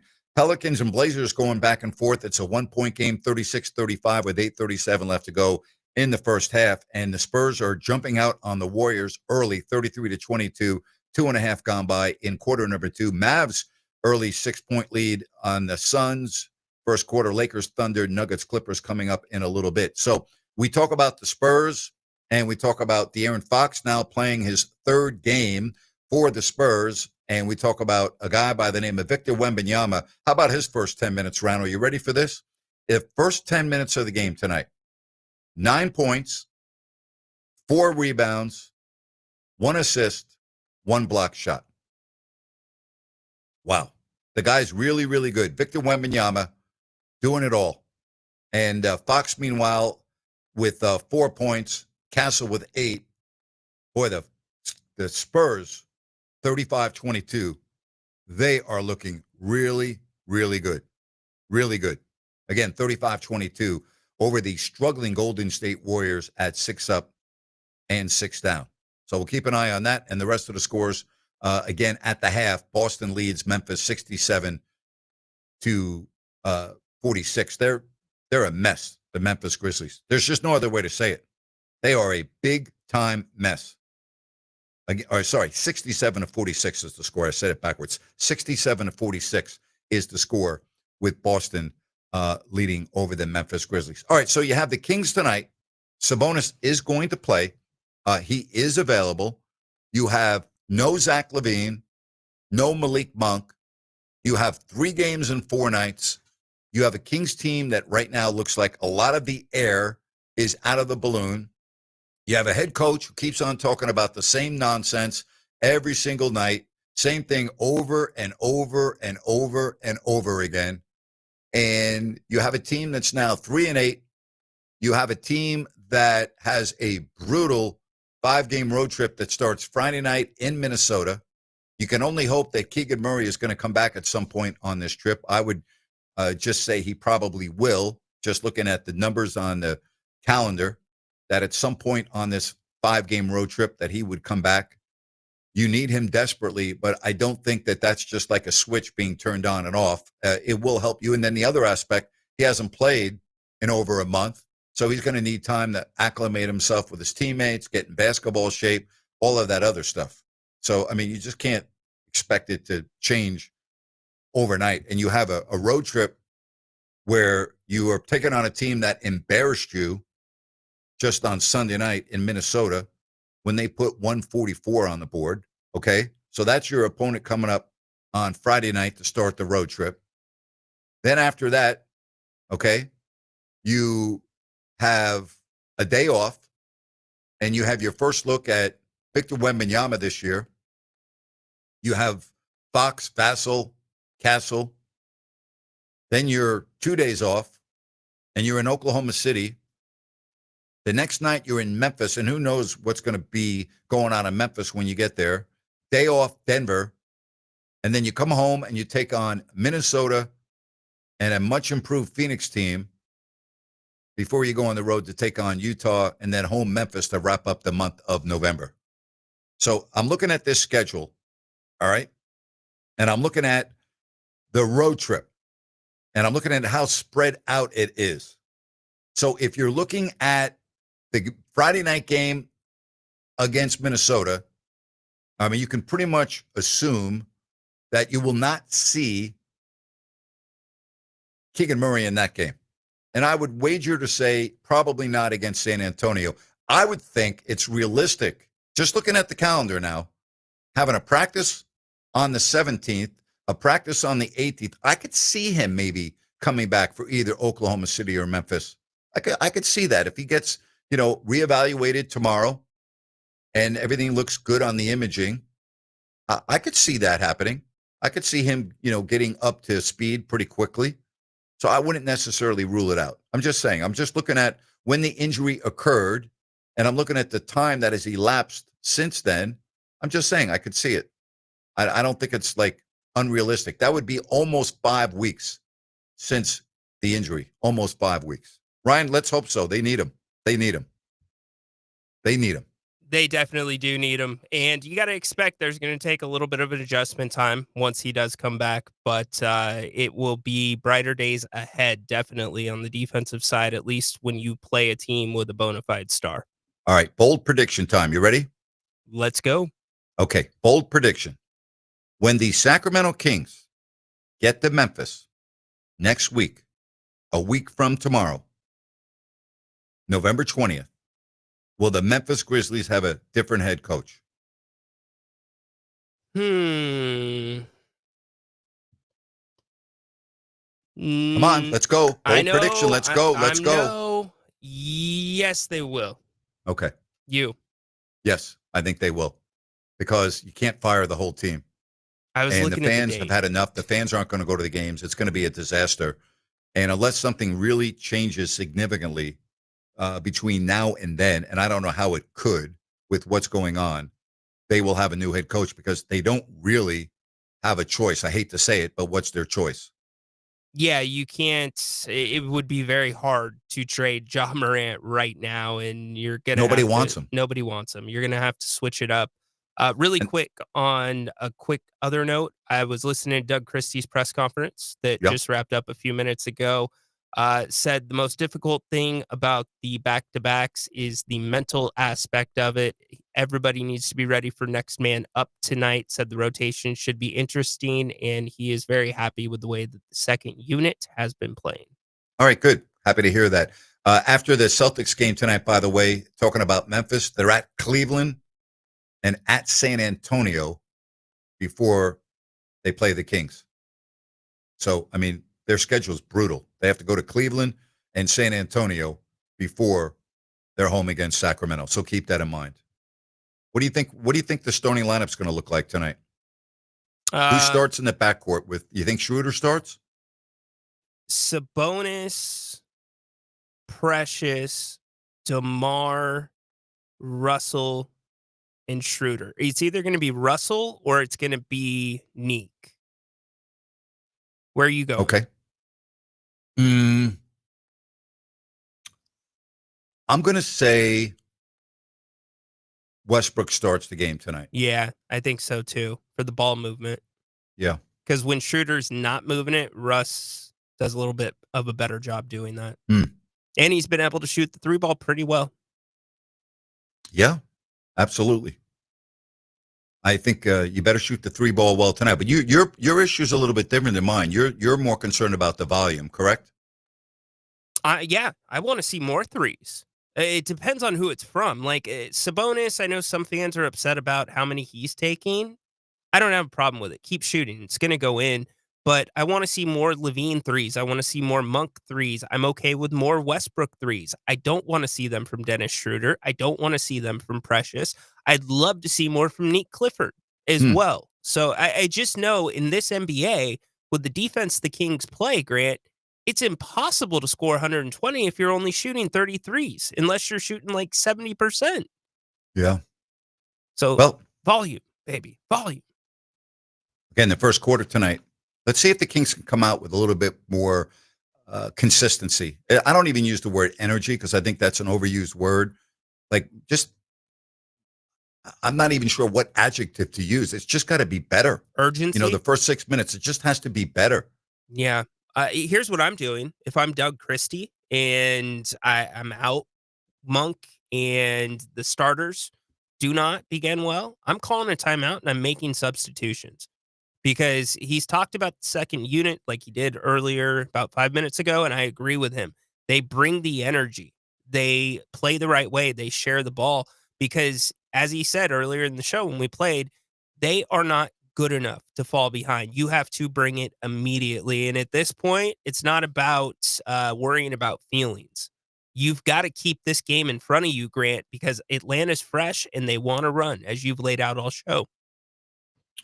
On this homestand, other than the Warriors game, they really haven't enjoyed playing with the lead other than by a point, right? I mean, they've just always been climbing up the mountain on this entire homestand, Rhino. Yeah, that's a great point, Grant. They really have. In fact, we've looked at it as a win.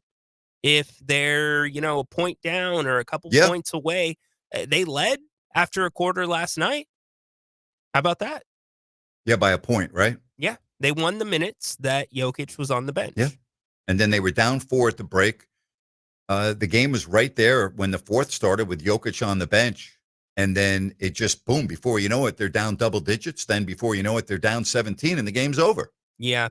It's horrific to see how many empty seats there are when the game starts in the third quarter. Yeah, but that's true in every arena in America. Go watch any game on League Pass and look at the crowd at the beginning of the third quarter. It's like that everywhere. Yeah.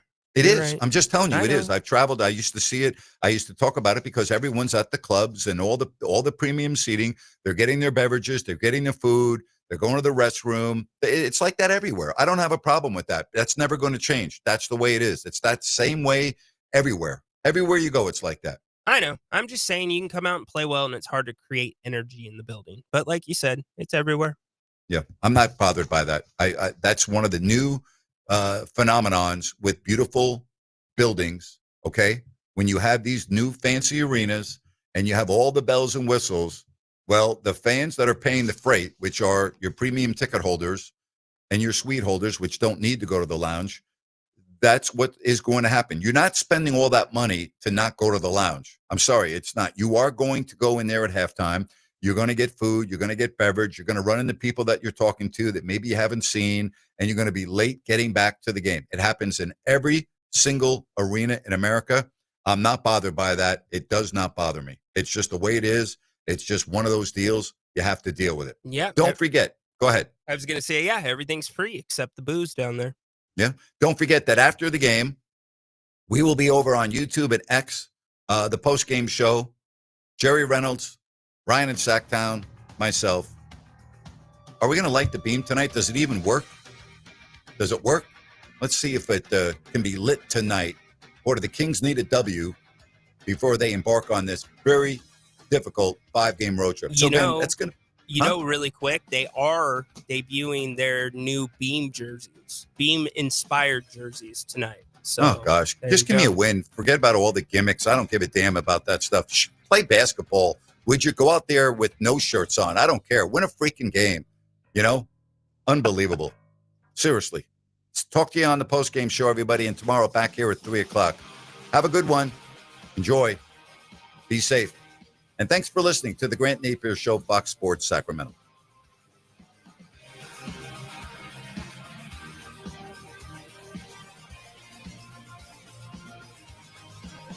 Cameron, I just think we need to, see other people. Are you trading me in? No. A trade-in is what I'm getting from Kitchen Mart. A trade-in? Right now, Kitchen Mart's offering a $750 credit when you trade in your old kitchen countertops for something worth showing off, like granite, marble, or solid surface. I'm not worth showing off? Not like the stunning new quartz countertops Kitchen Mart just installed for Karen and Tom. Huh. Durable, easy cleanup, made their kitchen look brand new. And Kitchen Mart gave them a $750 trade-in credit to haul off their ugly old tile and grout countertop. You're dumping me. That's harsh. You want me to wait till I get the new countertops from Kitchen Mart? At least hold off to Wednesday. I'm seeing Susan. Susan! Now's the perfect time to trade